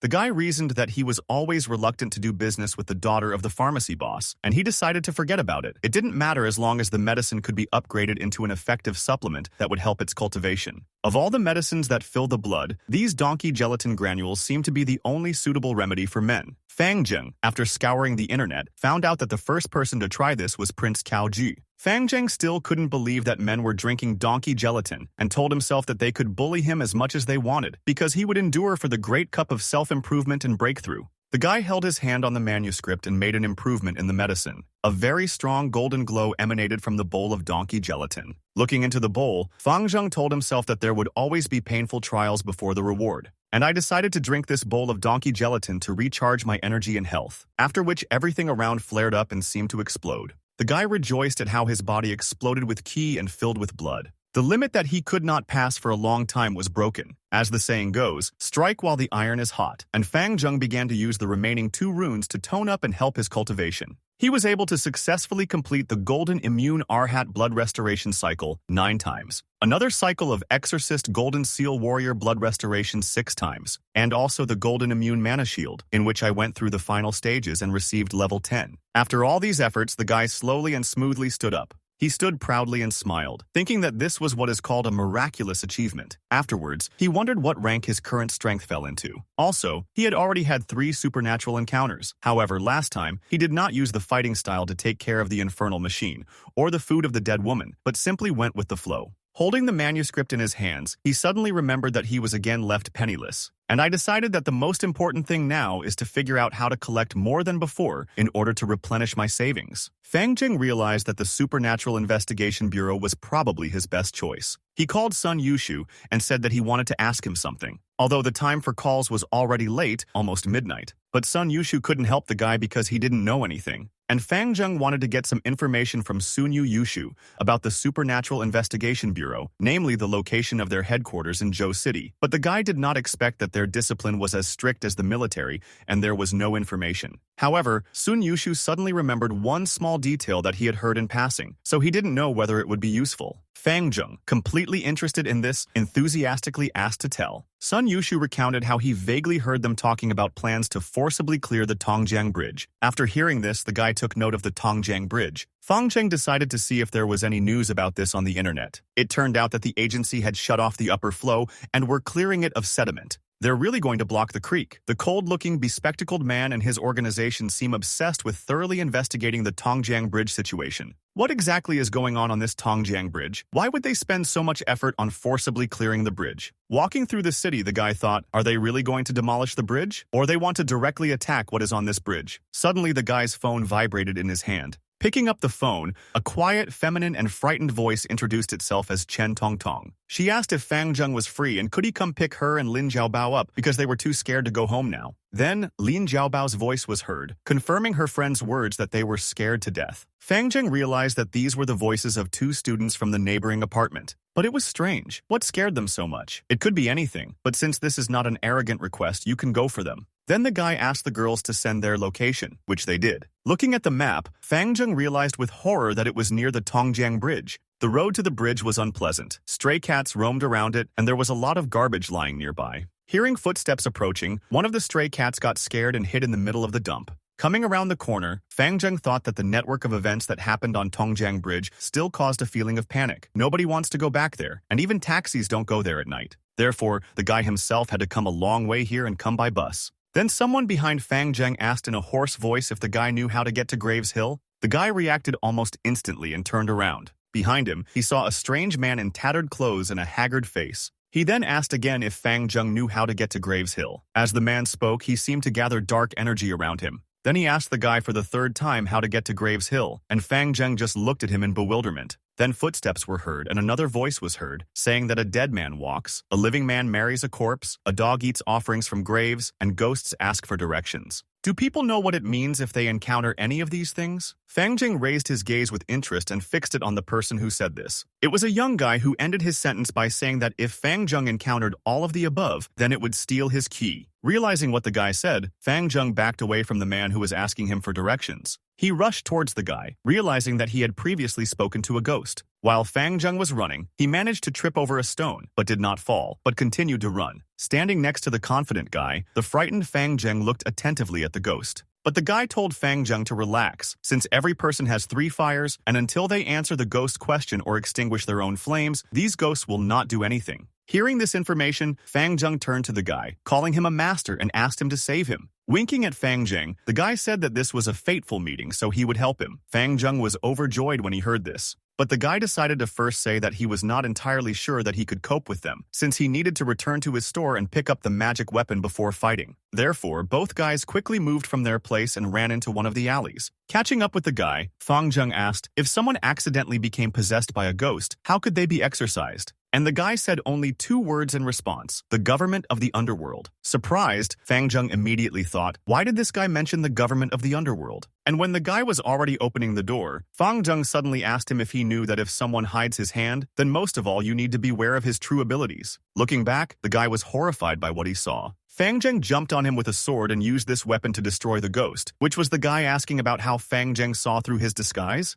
But he only touched the guy and used the technique of the golden warrior exorcising the devil. But then something seemed to explode in front of him. Fang Zheng stood with his arm outstretched, but there was no ghost or body around. But suddenly an icy wind seemed to blow at the guy's back. Fang Zheng then realized that this strange old ghost was still behind him. He used a burst of ghostly ki to destroy Fang Zheng, but the guy used a golden immune shield as protection. The ghost's claws were able to penetrate the defense and scrape against its surface. Fang Zheng was surprised to note that the ghost was able to break through 6 of the 10 layers of golden immune shield protection, and he continued to do this, intending to destroy the guy. But Fang Zheng said that since he did not die, then the ghost would have to die, and then took out his huge sword. The ghost looked questioningly at the weapon, not yet realizing the danger. But Fang Zheng was able to brush off the ghost with one swing of this slash. He began to disappear like dust, and he was clearly not happy about it. Then Fang Zheng, removing the shield, decided to finish the job. He used the seal of the golden warrior exorcising the devil. The powers of the ghost and the guy met, concentrating on their hands. As a result, a powerful explosion of energy occurred. In the end, when everything calmed down, the ghost, as if unharmed, grabbed the guy. And then he mockingly said that he was still too inexperienced.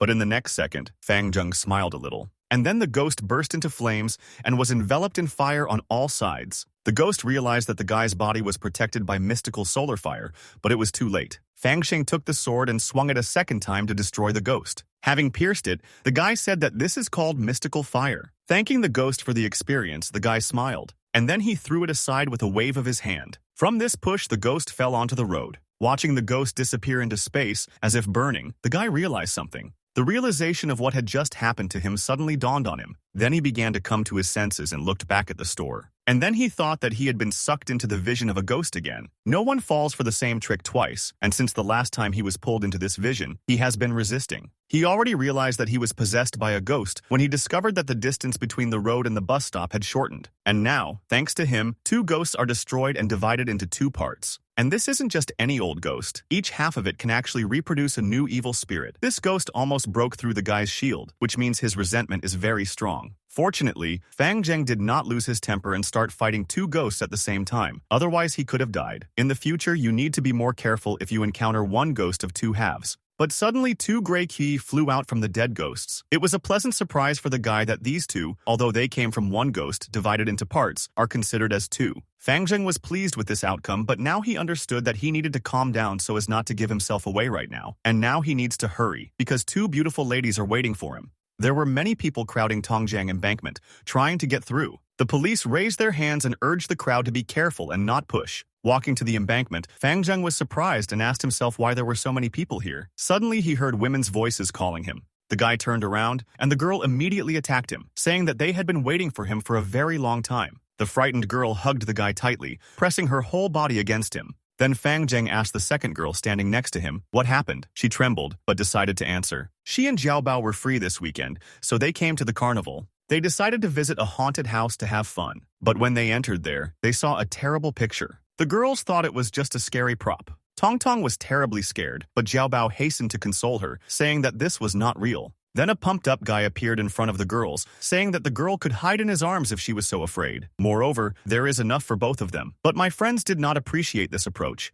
The guy continued to boast about his strength when Jiaobao invited the frightened Tong Tong to come closer to these people and also look. At this time, the guy approached one of the people and even tensed, saying that it looked realistic and creepy. But then the man suddenly began to speak and ask in a hoarse voice to save him. The guy fell out of fright and shouted that these were not props but real ghostly dead. Then panic began in the haunted house and people began to run out en masse. Fang Zheng, standing in front of the Ferris wheel, felt the strong presence of Gray Key, which means this is not just a murder. The loudspeaker announced throughout the park that due to an unexpected incident, they were suspending all quarterly activities and then asked visitors to line up and leave the premises. Suddenly, Fang Zheng noticed two strange people who did not leave, but on the contrary, walked into the park surrounded by guards. They looked strange, and most importantly, Gray Key flew out of them. A piece of Gray Key flew to the guy, and thanks to this, he realized that this was truly a supernatural incident. Fang Zheng remembered the people from the special agency, realizing that their auras were similar to the auras of that man with a scar on his face and the woman with short hair walking next to him.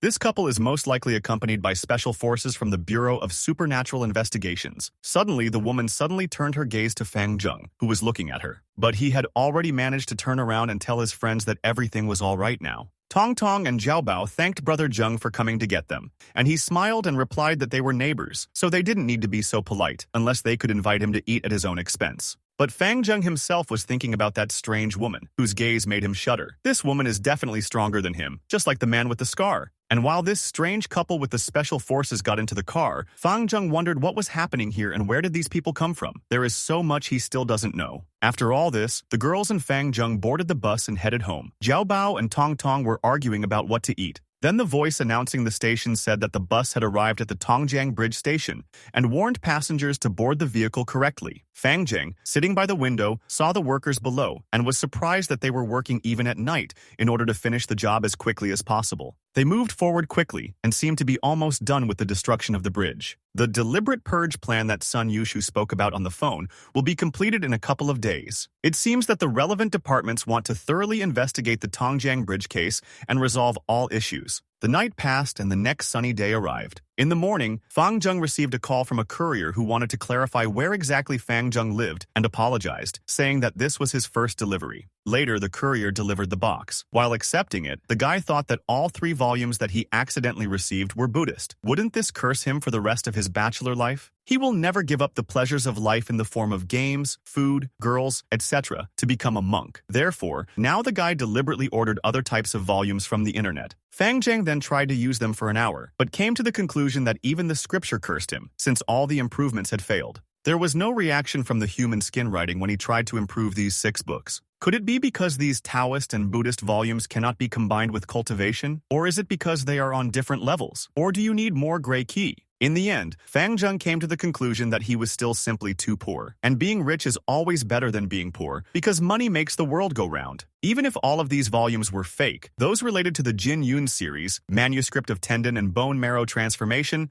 and Nine Yang Divine Power were carefully selected. There was a note that it was a composite video, but the fact that the witch's hideout had been cleaned up was an undeniable fact. The 4 volumes right in front of him, laid out in the correct order, seemed to be waiting for Fang Zheng to fill them with his power. But which one should you choose? If the guy doesn't learn the tome about the blade, then upgrading the head-killing blade will be a waste of time. It's as useless as buying a pair of white shoes and then buying white trousers and wearing them. And if he wants to improve his skills, then he needs to find more gray QE. So he first needs to study the volume about the blade. The volume about the blade and the 2 previous ones are 3 different techniques that complement each other. Then Fang Zheng improved all these techniques to the first level with the help of cultivation, but this was not enough for the guy. The manuscript on tendons and bone marrow is divided into 9 levels, the volume on the power of 9 yana into 12 levels, and the volume of Wooden Blade Master into 3 levels. Can Kyo know how long it takes to get the full volumes? This is a complete waste of resources. These thoughts irritated Fang Zheng.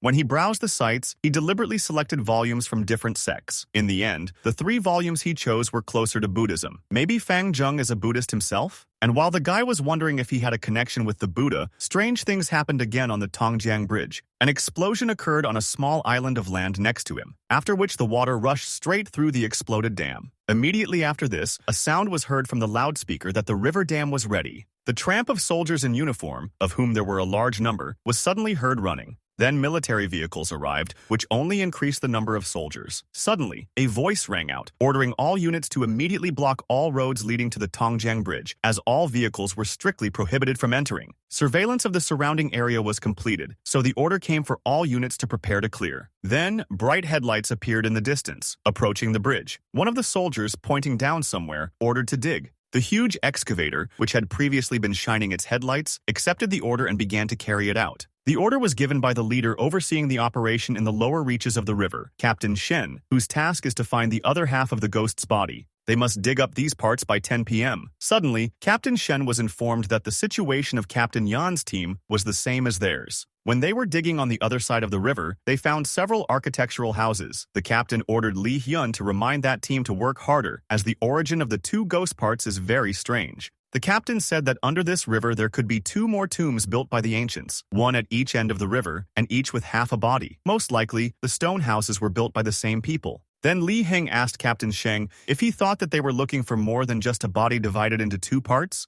The captain replied that an ancient superstition states that those who are cruelly divided in half cannot die peacefully, so they are the most touchy and can easily become evil spirits after death. To prevent evil spirits from rising, the ancients usually did not bury 2 halves together. They chose a flowing river and buried halves at each end. But if a person felt deep resentment before death, then this might not help. Then Li Heng said that the generals or nobles who died during the change of dynasty and were ready to be split in half became powerful evil spirits. Captain Shen replied that such ghosts and evil spirits are indeed the most powerful and evil. Areas with rivers and streams were considered valuable places with good feng shui, so bodies were buried here. The ancients forbade building bridges over these bodies of water, fearing to connect the grievances of 2 parts of the body. Ordinary people whose spirits must resist evil spirits are also buried here, so since so many tombs are built here, then a split spirit is definitely buried here. Then the soldier Li Heng realized that the Tongjiang Bridge connected 2 parts of the evil spirit's body, which is why the bridge collapsed, and a series of accidents occurred behind it. Suddenly, one of the workers called the captain and said that they had dug a limestone path under the river that led directly to the stone buildings. Then the captain said that it needed to be inspected and went after the worker.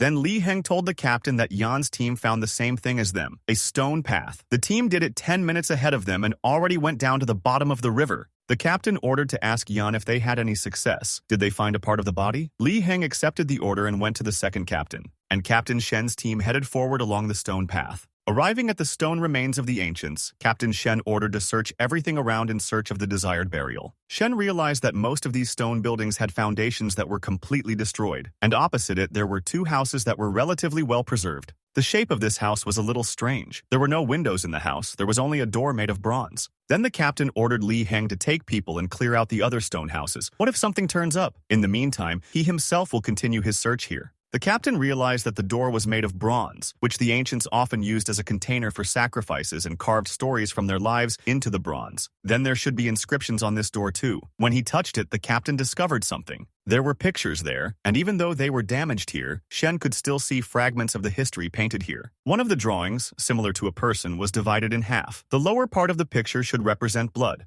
It looked as if the man had recently been split in half and his wounds still hurt. He was then brutally sealed in 2 coffins, the lids of which were nailed shut, causing the person inside to stop breathing. So this man was split in half and then buried while he was still alive. Both are cruel forms of torture. Shen wondered who exactly this person was. What powerful authority did he offend so that he could suffer 2 punishments? Suffering from these torments, it is difficult to imagine the indignation he felt before his death. The captain then looked at the soldiers and, holding out his hand, asked them to give him a walkie-talkie. And then he spoke into it so that all the soldiers would prepare to open the door. Captain Shen radioed to old Yang and said that he had found something interesting and asked if Yang had found anything. He asked in response if Captain Shen had found a burial with a bronze door. Hearing this, Captain Shen realized that they had found the same thing, and then heard that Captain Yang wanted to give him a hint. Captain Yang said to carefully study the direction in which these houses stand. Interestingly, they look not north-south but west-east. Common people have a saying, when the doors face south, the descendants will prosper, and when the doors face east, the tears will be endless. This means that when the doors face west, no sunlight enters the house. They say that newborns can see things that adults cannot see. They often cry because they are frightened by these strange things. And so the saying, doors facing east, tears flow endlessly, was born.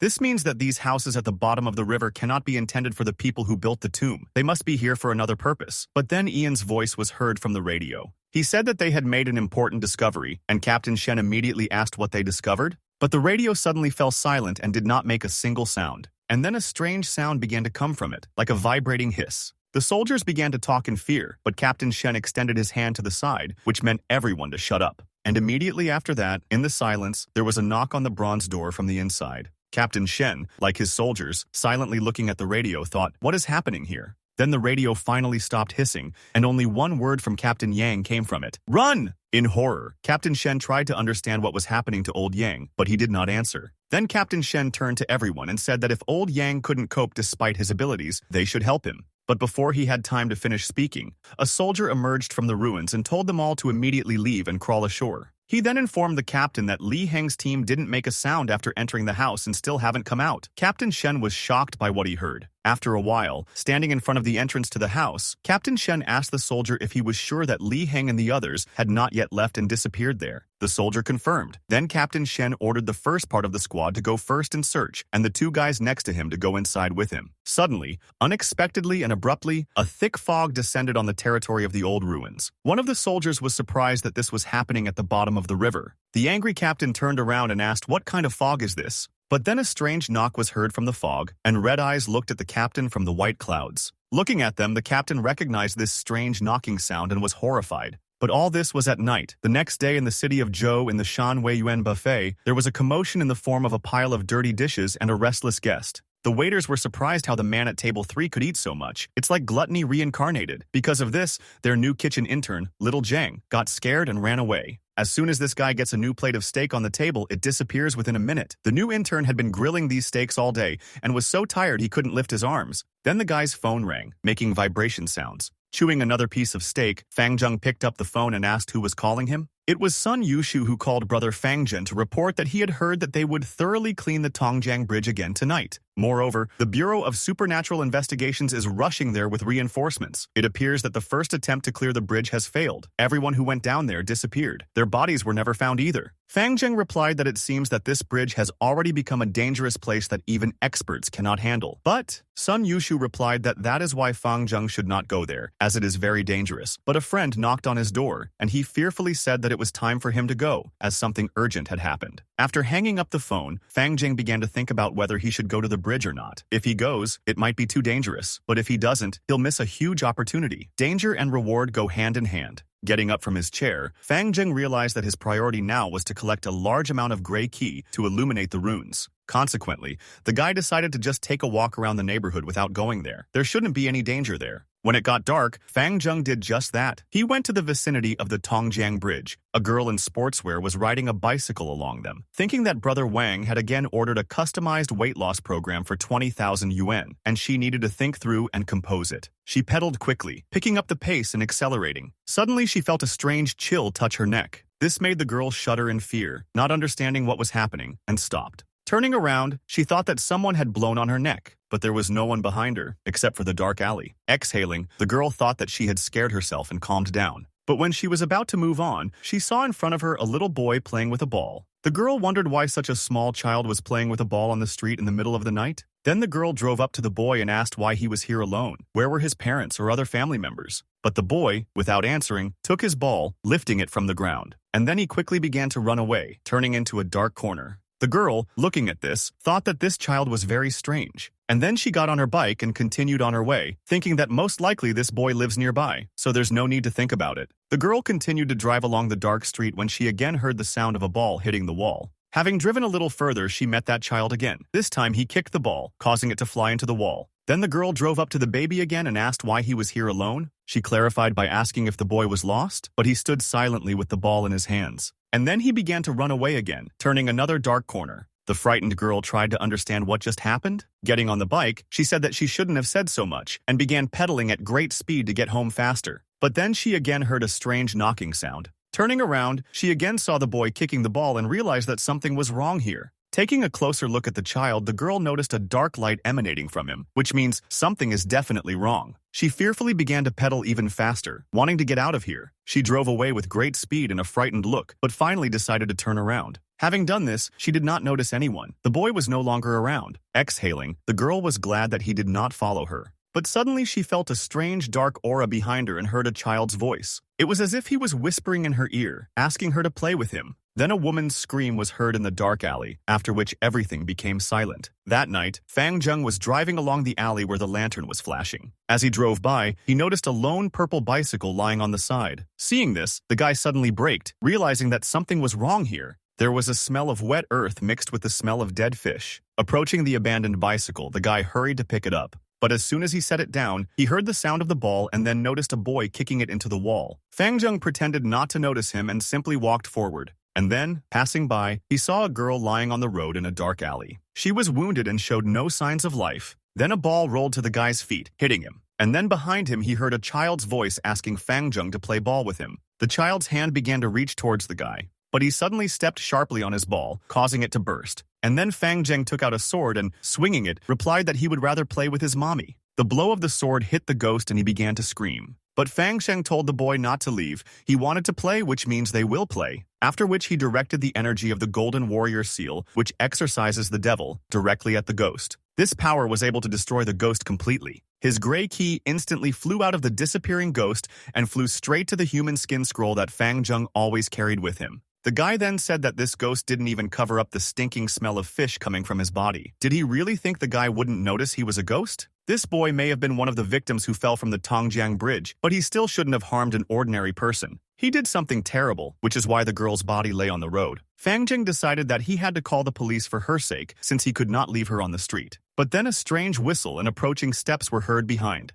The guy immediately became wary and realized that it was something dangerous. Fang Zheng realized that he needed to escape, otherwise he would not be able to wash away his suspicions even if he jumped into the Yellow River. And the whistle, coming from the speed of movement of someone very fast, kept growing. Eventually, the one who issued it reached the place, stopping next to Fang Zheng. Looking at this guy, the shocked Fang Zheng realized that it was Flash. The guy was annoyed that Flash got to him too quickly. The situation looked strange, and even if Fang Zheng had 1,000 mouths to feed, he would not be able to explain what was happening. A terribly awkward silence hung in the air. Suddenly there was the sound of wheels and a car appeared around the corner. She sidled into the turn and stopped next to Flash. A man with glasses looked out of the car and addressed Lei Tian, who did not obey orders and did not know what teamwork was. Two more came out behind the man, a guy and a girl. The man kept shouting that he was the captain of this team. But then the entire so-called team saw an unfamiliar guy and the body of a girl lying next to him. And again, everyone froze in a terrible, awkward silence, not understanding what to say. Fang Zheng understood that there was a body lying at his feet, and he was also the only person in this alley. Now he cannot explain his presence here in this situation. Fang Zheng then decided to take one step back.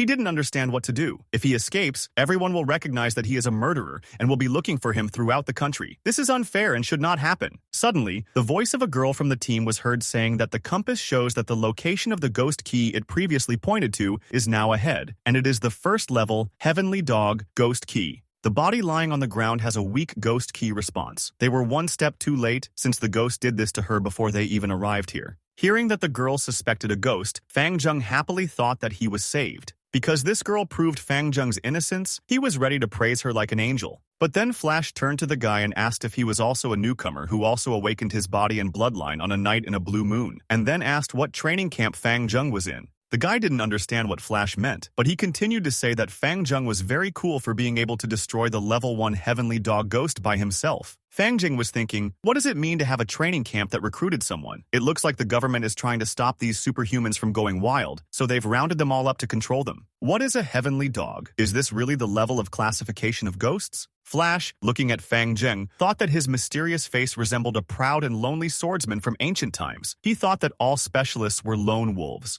And Fang Zheng thought what would happen if he said that he was not one of the members of their camp. Will he really be attacked and then handed over to the country? But for now, Flash's team began to carefully load the body into the machine. In parting, Flash, calling Fang Zheng a bro, said that if his team doesn't make it on time, and if he doesn't mind, why doesn't Fang Zheng go with them to the Tongjiang Bridge? Fang Zheng had this strange feeling that something bad would happen if he refused Flash, so he agreed. It would probably be best if he went with them to find out what was going on. Moreover, in a group it is always safer than alone. As the car continued to drive towards the bridge, Fang Zheng thought that he should not let them reveal his secret. Having arrived at the scene of the incident, the guys noticed a large number of doctors who were saving the military. Fang Zheng asked himself, why are there so many people here? Are they all superhumans? The only thing that can be said is that judging by the number of people, something terrible happened here. But there are many more of these people than Fang Zheng thought. Now he can be easily exposed, so he needs to find a chance to escape. Suddenly, the sound of rapidly flying key was heard. Immediately, 2 QI were added to Fang Zhen's scroll.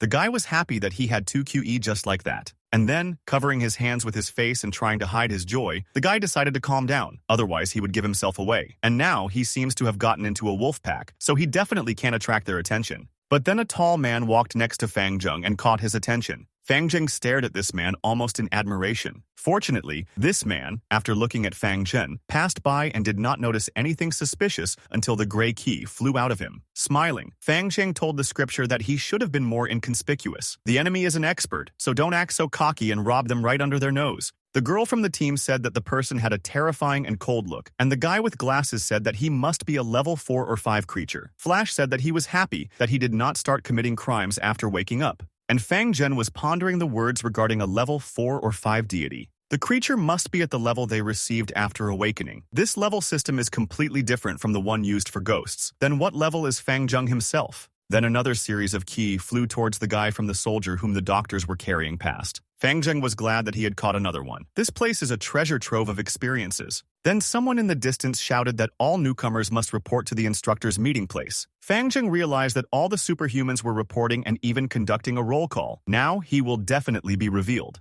The instructors have already started roll call. Flash asked if Fang Zheng had found his instructor. They have already found theirs, so they will separate for a while. And while the guy was thinking what to do now, the stomping of running people was suddenly heard. And then they started asking over the loudspeaker, who can defeat the first level celestial dog on their own? Let this man go down to the river and help. Whoever participates in the rescue operation will receive 12,000 yuan and 12 hours of training in the Blessed Land. And if anyone takes advantage of the crisis, they will be immediately expelled. Those who meet the conditions must immediately approach the speaker and sign up as they go down to the riverbed in 3 minutes. Hearing about the reward, Flash's eyes lit up, and Fang Zheng was still trying to figure out what kind of blessed land this was. It looks like this place is a real temptation for those who have awakened. Flash then explained that training for an hour on the Blessed Land is the same as training for 1 to 3 days anywhere else. Now, everyone starts from the same point. They only train for a couple of days. However, if you grab this chance, you will have more advantages over others, get more resources, and take a place in the circle. Then Flash suddenly turned to the thoughtful Fang Zheng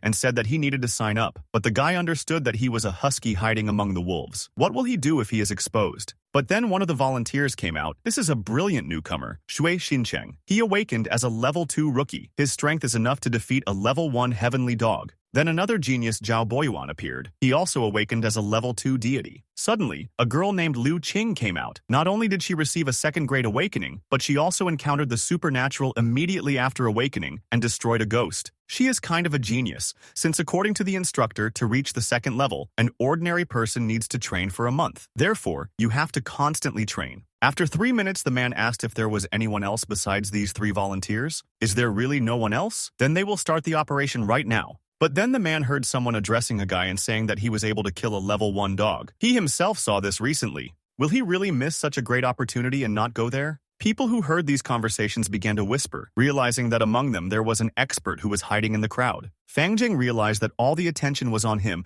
and tried not to respond to the attacks, but he himself was very angry with Flash, who energetically praised him. Trying to keep his cool, the guy quietly raised his hand and said that it seemed like he couldn't hide anymore, so let them count on him. Then the man standing with the loudspeaker asked how many ghosts the guy had destroyed. Thinking about his exploits, Fang Jing scratched his head and thought that it was a lot, but he didn't want to stand out. Therefore, he answered that there was only one. It was a small ghost that didn't even reach his hips. The man, hearing this, thought deeply. But then I looked at my watch and thought that there was no time, since the situation on the Tongjiang Bridge was too tense. Then, without much thought, he took Fang Zheng with him, and they went to the bridge. The guy thought this mission would be dangerous and exciting, but they brought them here to help the wounded under the rubble, and the reward for such a simple task is very good. As soon as people find out about this, they will turn green with envy. They will ask why they are so happy to be orderlies with such powers. This looks like a mockery. But Fang Cheng noticed that the closer they got to the bottom of the river, the thicker the fog became. Then the blonde guy started talking about how ordinary people couldn't do it like them, since they would have to cultivate 10 years longer. A couple of days after the blue moon, the spiritual energy on Earth has been revived and is getting stronger. According to the instructors, the average awakened can reach his level if he trains for 7 to 8 months, and for prodigies like them, 2 to 3 months is enough. Fang Zheng thought about the spiritual energy, which, according to the guy, began to be reborn. What's happening? From the supernatural to the awakened ones? Is it all because of the revival of spiritual energy? Xue Xincheng supported Zhao Boyuan's words, saying that they could really catch up in 2 to 3 months. Fang Zheng thought that it seemed like those who had awakened were cultivating by relying on spiritual energy. They don't use the same method as Fang Zheng. He is not awakened and he does not have the powers from the bloodline. His thoughts were interrupted by Xue Xincheng, who asked Liu Qing what plans she had for the future. The girl replied that she wanted to become a level 9 deity before the second descent of the blue moon, discover the secrets of the quark, and become a novice writer. Fang Zheng was surprised that the blue moon would descend for the second time, and even the third. It seems that this moon began to revive spiritual energy 10 years ago. That's why there are so many veterans in the Bureau of Supernatural Investigations, and they didn't start acting openly until the blue moon actually arrived a couple of days ago. No wonder Fang Zheng had encountered so many experts and masters. He didn't understand this at first, as his previous judgment was that those who awakened with powers were all powerful from the beginning. Then, in the fog at the other end of the river, an explosion was heard. All the guys were instantly alert when they heard this sound. Xue Xincheng, looking at his friends, shouted, trying to find out what was going on. The next second, the ground under my feet began to tremble. Fang Zheng, trying to resist, began to guess what these tremors were. Looking back, the guy realized that all this was due to the explosion that had just occurred. This means that the dam upstream was blown to pieces. Xue Xincheng immediately ran away, saying that he did not want to die here. It began to dawn on the boys that these tremors were occurring due to water gushing into the river. Boyuan and Liu Qing's thoughts coincided, and they thought that it was most likely better for them to run away too. But then Fang Cheng noticed something curious. There was a strange, bright light shining at the bottom of the river. And then Grey Key flew out of him. As usual, she flew into the piggy bank of Fang Zheng, who was happy about it. Then, 3 more Grey Key flew out from a distance. They all joined the scripture again. But this was not the end. There was more and more Grey Key, and Fang Zheng was happy that he had broken his record for collecting 4 runes at once. But then the guys noticed that human figures were approaching them. These were the soldiers who went down to the riverbed, and they finally got up. While helping one of the soldiers walk, the instructor looked ahead, his stern gaze fixed on the newcomers, one of whom disappeared. Then the instructor shouted for the guys to run quickly, since the dam had been destroyed by the crazy king of the undead. All the water will rush here now. The sounds of water were already heard by everyone. The guys started to run away, and while all this was happening, Fang Zheng finally figured out the situation. The undead king who lay at the bottom of the river was gradually cultivated to become a drought demon, and people originally wanted to open the coffin to destroy the body in it. However, this action only gave the undead king the opportunity to escape from the river. A team of experts was in hot pursuit of the king. The 2 halves of the undead king entered the base of the dam and suddenly went crazy when they saw that they were going to be destroyed. The king's lower half ran recklessly towards the dam. The upper half of the body used this chance to escape from the dam area, thereby saving the most powerful half of the undead king. Meanwhile, the amount of water increased. It was approaching faster and faster and filling the riverbed. One of the people standing on the shore looked at the water in shock and thought that it had already swallowed up the people in the river. Well, one of those standing on the shore shouted that he saw people running to the shore. These were soldiers and volunteers rescuing them. Then everyone from the shore rushed to help them. The water advanced and filled the river faster and faster. The soldiers who managed to escape were breathing heavily after a long run. They said with relief that they were lucky to survive because the riverbed was a dangerous place. Fang Zheng thought to himself that the members of the Supernatural Investigation Bureau were really able to escape from the two maddened halves of the evil spirit. The guy knew that this group was full of secrets. Nothing good will come of it if he gets exposed here, so it's time for him to run away. And while everyone was alarmed, there were no traces of Fang Zheng in this place. Approaching the house, the guy was glad that he had hit the jackpot, so he hurried to his room to see how many runes he actually had. As Fang Zheng walked down the corridor, he heard the voice of a girl reciting a poem, and then a second voice saying that Jiao Bao was not speaking properly. But the girl replied that she seemed to have caught a cold while she slept last night, and now her throat was sore, so she asked her friend to pour her some warm water. But Chen Tong replied that Jiao Bao hid under the blanket and watched TV series, and then ate her chips and a half cake. Fang Zheng, hearing these arguments, chuckled, remembering that these night owls always make a mess instead of sleeping. They have already moved on from what happened and are having fun again. Then the sound of an elevator ascending was heard. Fang Zheng became wary, wondering who could be here so late. But the elevator doors opened and a girl in heels stepped out. It was Officer Wei who was returning home. Fang Zheng looked at the girl and thought that she had to work so late at night again. It must be very difficult to be a police officer. Having come to his senses, the guy remembered that it was time for him and began to open his door. But then Wei's voice was heard, who turned to the guy and thanked him for compiling a list of stories from last time. Fang Zheng replied that it was his civic duty to cooperate with the police, so she did not need to be so polite. He then added that he noticed that the officer always returned home late, but even if she is busy, you need to pay attention to your health. Wei replied that she would do so and thanked the guy for his concern. Then he replied that he would no longer interfere with her rest, and the girl said that he should go to bed early too. Then they separated, and Fang Zheng went to his room. Having opened the scripture, the guy counted 10 glowing runes. He was very happy because he became rich overnight. Therefore, it was good that he took a chance and went to Tongjiang Bridge. Then Fang Zheng remembered that there were 10 people in the last tent, and he only received 5 runes. Maybe the gray key associated with negativity and resentment has its own time limit? But don't think about it just yet. We need to decide what to improve now. The blood replenishment medicine needs to be upgraded so that it can later be used to cultivate everything else. The tendon and bone marrow transformation manuscript strengthens the body, and the yang power suppresses poison. These are ideal skills that are very necessary for fighting ghosts. But all that remains is to find a technique that destroys the ghostly illusion. When this is done, the 3 energies, spirit, qi, and mind will gain their abilities. The last step is to confirm that the already improved volume can be upgraded. Thinking, the guy realized that 10 runes were not enough for his plans. He's still too poor. Fang Zheng then prepared a medicine that was enhanced by the rune. Taking the bowl, the guy swallowed the contents, donkey skin gelatin, to improve his body and prevent coughing. Following this, a stream of energy poured out of the guy. He was quickly able to upgrade the Golden Mac Immune Shield to level 12. Once upgraded, this shield will be able to take on 2 forms, bells and membranes. The bell is a full form that has absolute protection. It has no blind spots, but uses a lot of energy and needs a lot of qi and blood to support it. Continuing his cultivation, Fang Zheng began to accumulate energy, after which I used a membrane form that has DI 70% of the power of a bell, and all exposed parts of the body such as eyes, mouth, ears, and so on are weak points. They can break the membrane, but the energy consumption is low and can be maintained for a long time. After using this technique, Fang Zheng decided to continue trying the 9 Yang Divine Power. This power uses the internal Yang power, so this technique can only be practiced during the day when true qi can be drawn out. But then the guy felt an unpleasant sensation inside himself. His body's reaction was very strange, and it looked as if he had been injured.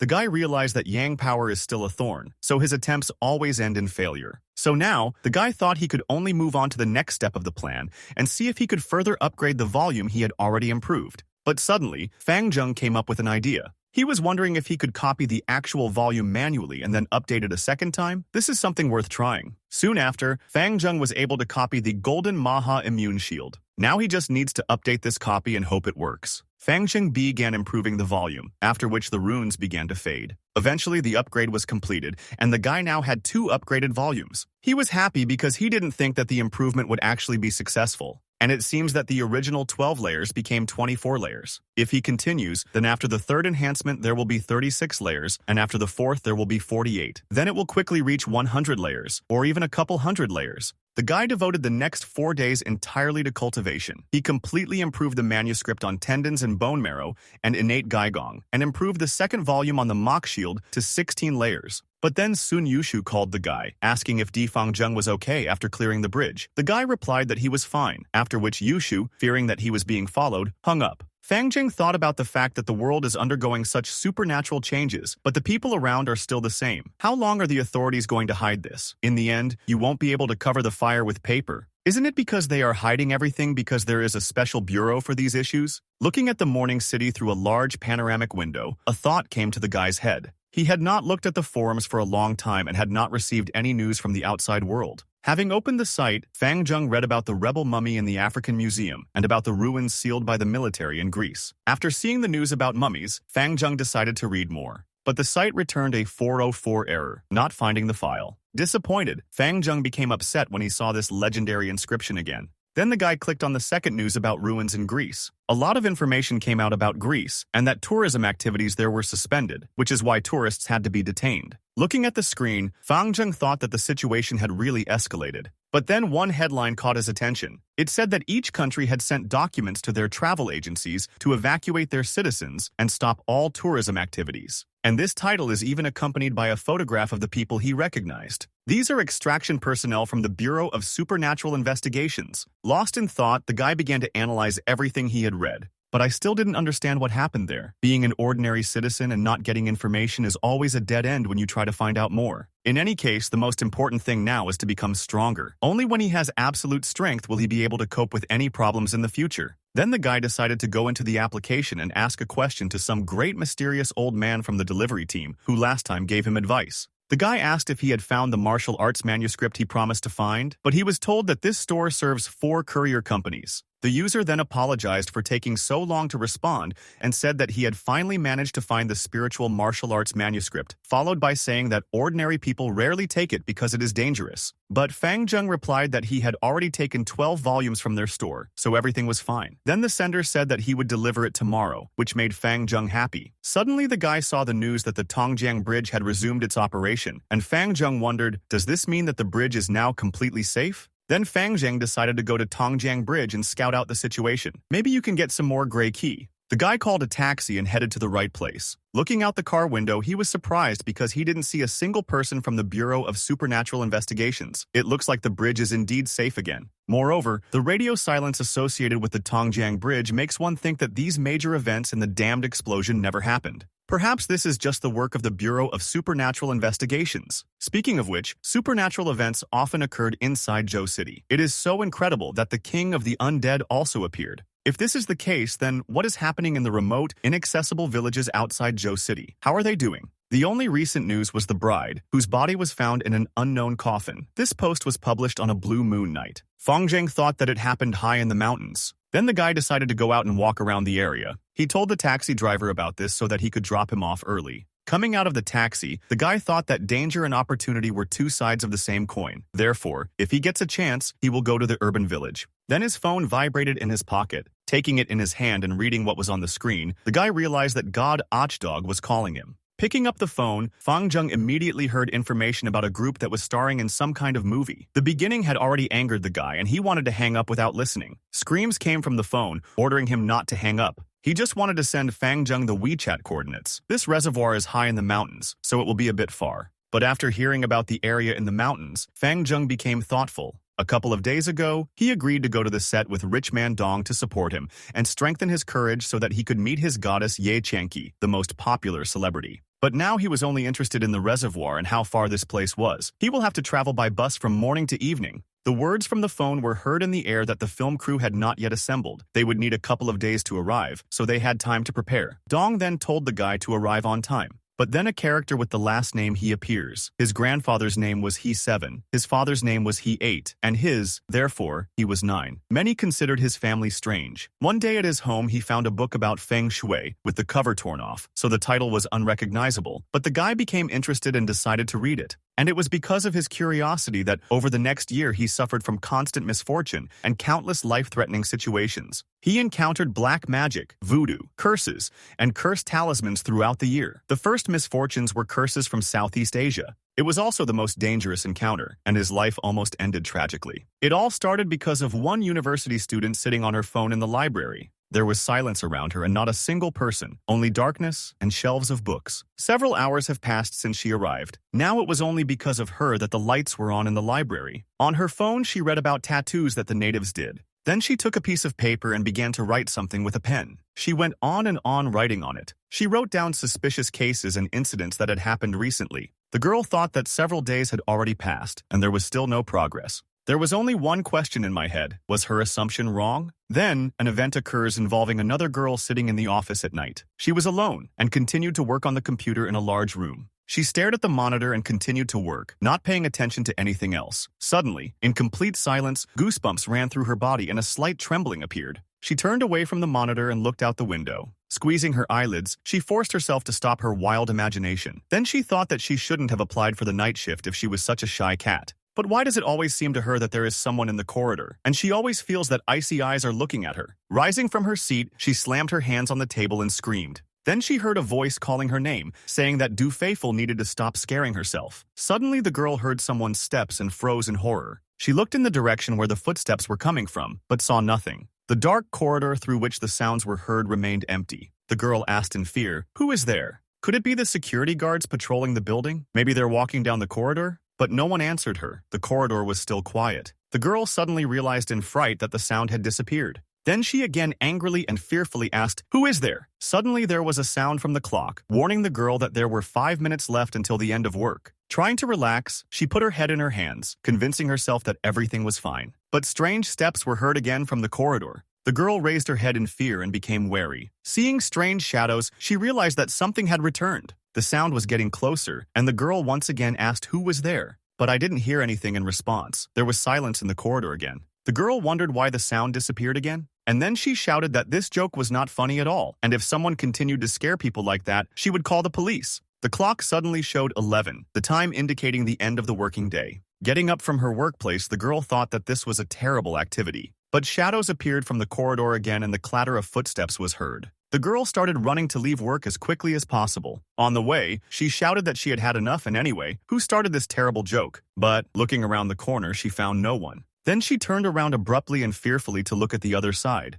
But there was silence and darkness there too. The girl began to look around in fear, looking for the one who scared her. Finding no one, she decided to go home, pack her things, and leave. She doesn't want to stay here another minute. But as soon as she turned around, she heard footsteps again. She immediately turned around, wanting to know who it was. But she saw strange shadows approaching her, and then her screams were heard in complete darkness. Then the next day came. It was early morning. At 7 o'clock, the sun had already risen over the city. Fang Zheng was riding on a bus that was heading to the bus stop in the university city where Boss Yang was studying, giving the guy a huge clue. Now he will explore the surroundings of the university city, and if he manages to find a place for a bureau beyond natural investigations, then he is guaranteed a huge catch. Opening another forum, the guy read that today someone took a photo of an old Taoist master entering the Zhou City Hospital this morning. Looking at this news, the guy thought that the hospital must have excellent conditions for obtaining Gray Key. Perhaps he should take another bus and go to Zhou City Public Hospital. That's what he did when he arrived at this place. A voice on the bus warned passengers to take all their belongings. As soon as Fang Zheng got off the bus, one Gray Key immediately flew towards him.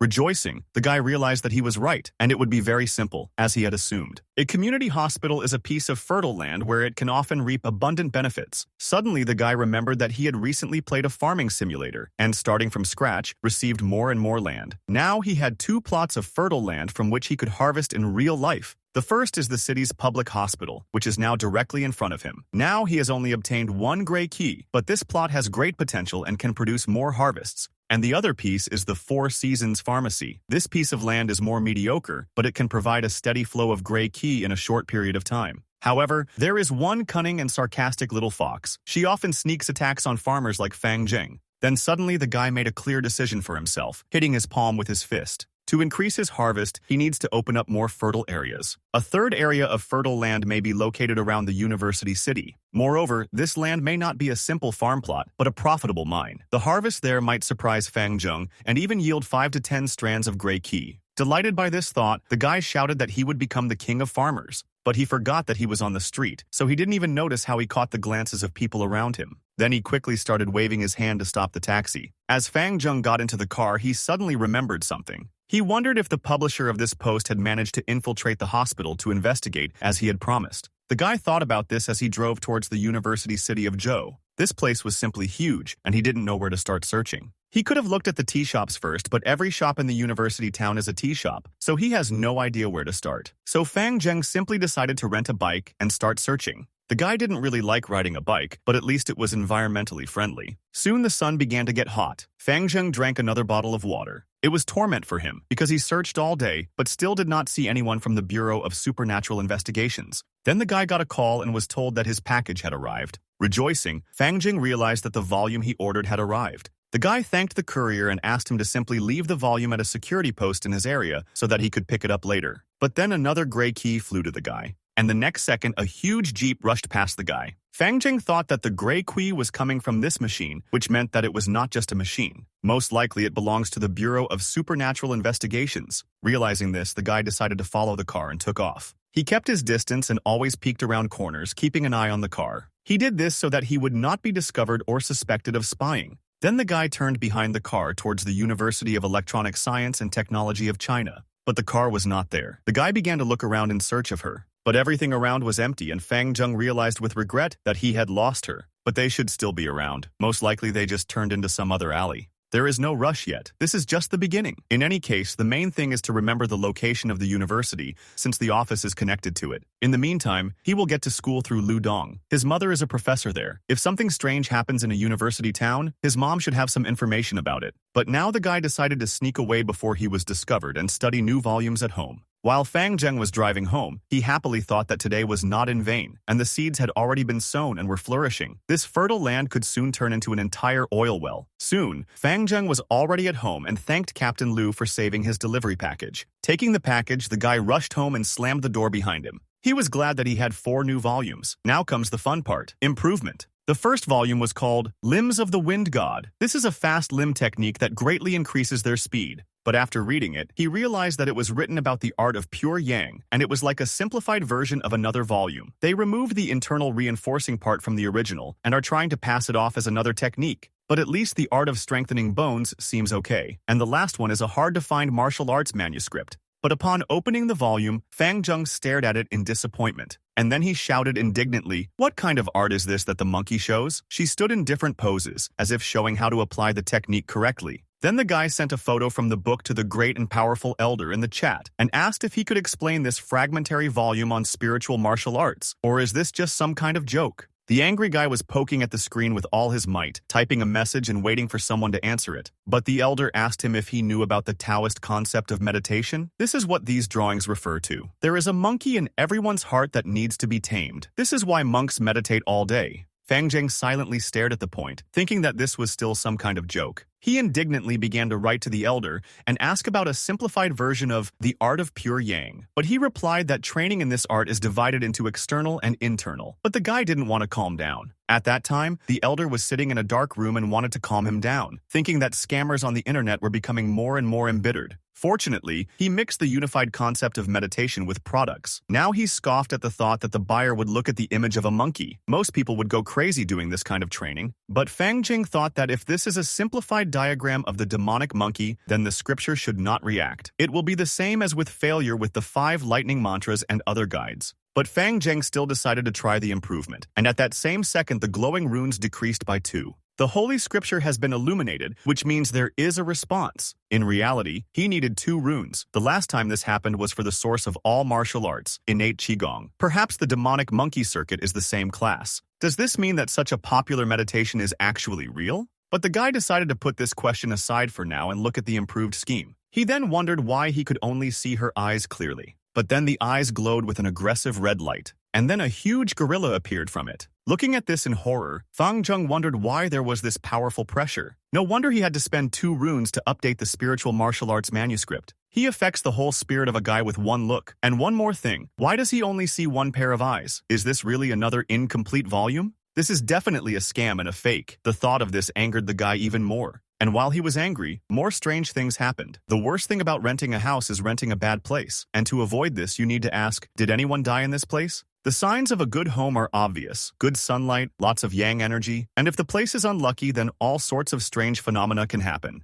The guy in the shower was named Chen Feng. He was born under an unlucky star. For the first time while renting an apartment, he met with a suspicious agent. Because of this, he rented an unsuccessful room, where there were always strange things. And now, a strange shadow was flying towards his shower stall again. The next second, the guy felt a chill from the sudden cold. Looking through the steam from the hot water, Chen Feng looked through the glass of the booth. Opening the doors, he shouted, "Who is there?" But no one responded. It was empty and quiet around, as if nothing had happened. This frightened the guy even more, since there was no one around, but the feeling that someone was watching him did not disappear. The next second he looked around, but he didn't notice anything and thought he was just nervous because it was his first time renting an apartment alone. However, that chill he felt, and the feeling that someone was spying on him was definitely real. But then something caught the guy's attention. He turned around and was dumbfounded with fear. He saw a handprint on the shower wall that was definitely not his. In addition, the print stretched as if it were the hand of a person following it. Then the guy realized that there was really someone here right now. But he decided to brush these thoughts aside, because no one should spy on a guy like him. He decided to calm his imagination and headed towards the bed. Lying in bed, he thought he must be hallucinating from fatigue. Therefore, it is better to go to bed early and rest. But then, it was as if he was pressed to the bed under strong pressure. He couldn't understand what was happening and why his body wasn't moving. It was as if someone was holding his limbs so that he could not get up.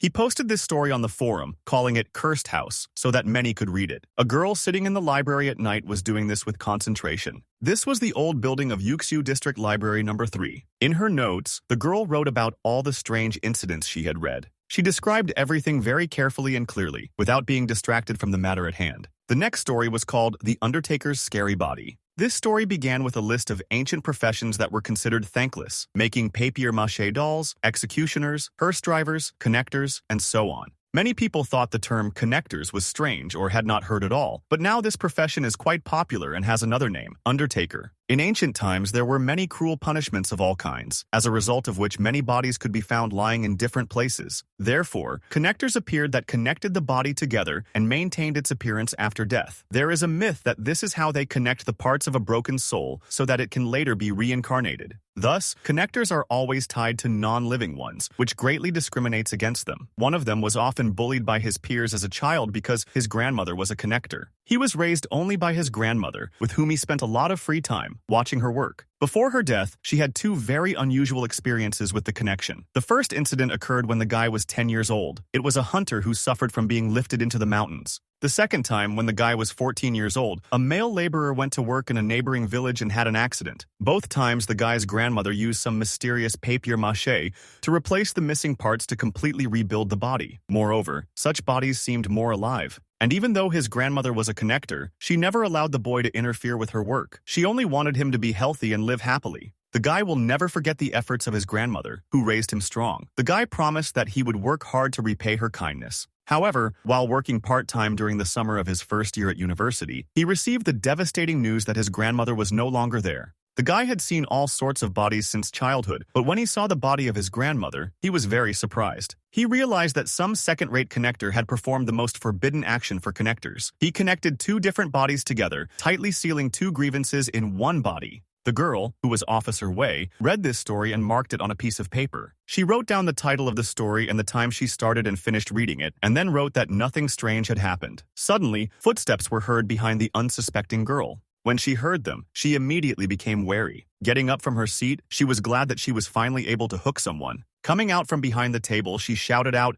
asking who is here. But in response, there was silence that was already familiar to her. At first, she thought it might be the library security guards. But the steps continued to sound and alarmed the girl even more. She realized that someone had returned before they had left. These must be the so-called strange steps that were recorded in the case. Looks like it's the attacker. Hiding the phone behind her back, the girl, sweating the clatter of her steps, sent someone a short SMS. Walking into the corridor, she didn't notice anyone. The girl had already sent a message to the team that she had encountered a target. Now she just has to figure it out. But then the steps repeated, coming as if from everywhere. But the girl, having figured out where the sound was coming from, ran to him. But, looking out from behind the rack, he again did not notice anyone. It seems that a frontal attack will not work, which means we need to act differently. Then a voice came from the speakers warning that the library would close soon, so all visitors should go to the exit. But the girl knew that her only option was to continue to act like a victim and lure out her target. She walked past the shelves and kept hearing footsteps. She was really interested to see where they would launch their attack from. Then she said out loud that most likely she was just nervous and scared, so now it was time to rush home to rest.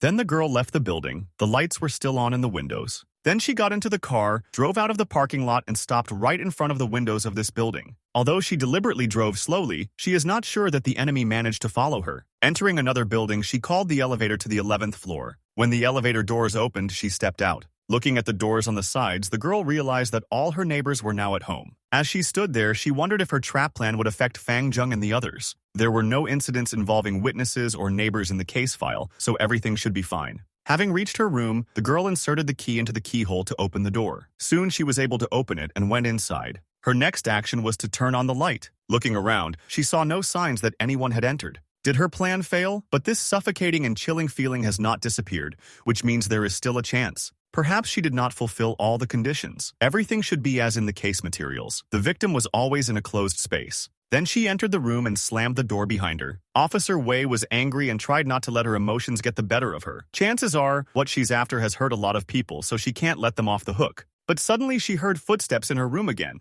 Her gaze became focused again as she realized that the ghost was back. The sound was coming from another room, so Officer Wei decided to notify her team to come here. She began to quickly press the keys and type SMS, and then with one click of a finger I sent it to the right people. She also knew that since she was in the room, she needed to use the camera, which was specially installed for such cases. Now Officer Wei was determined to find out who this dangerous person was. The app began to load and the footsteps kept getting closer. But suddenly the phone started acting up and the camera screen turned gray, after which the terrible and distorted face of a ghost was displayed on it. Fang Zheng, who lived next door, immediately felt the ghostly energy and thought that his neighbors were completely bored since they decided to play with the ghosts at night. But then the guy remembered that Officer Wei's apartment was next door, and it scared him. He immediately rushed to her door and started knocking. After it was not opened to him, he used his power to break it open, committing a break and enter on someone else's property. And then, seeing the girl next to the ghost, he shouted, "Does she really want to die?" The ghost stared at Fang Zheng while the defenseless Officer Wei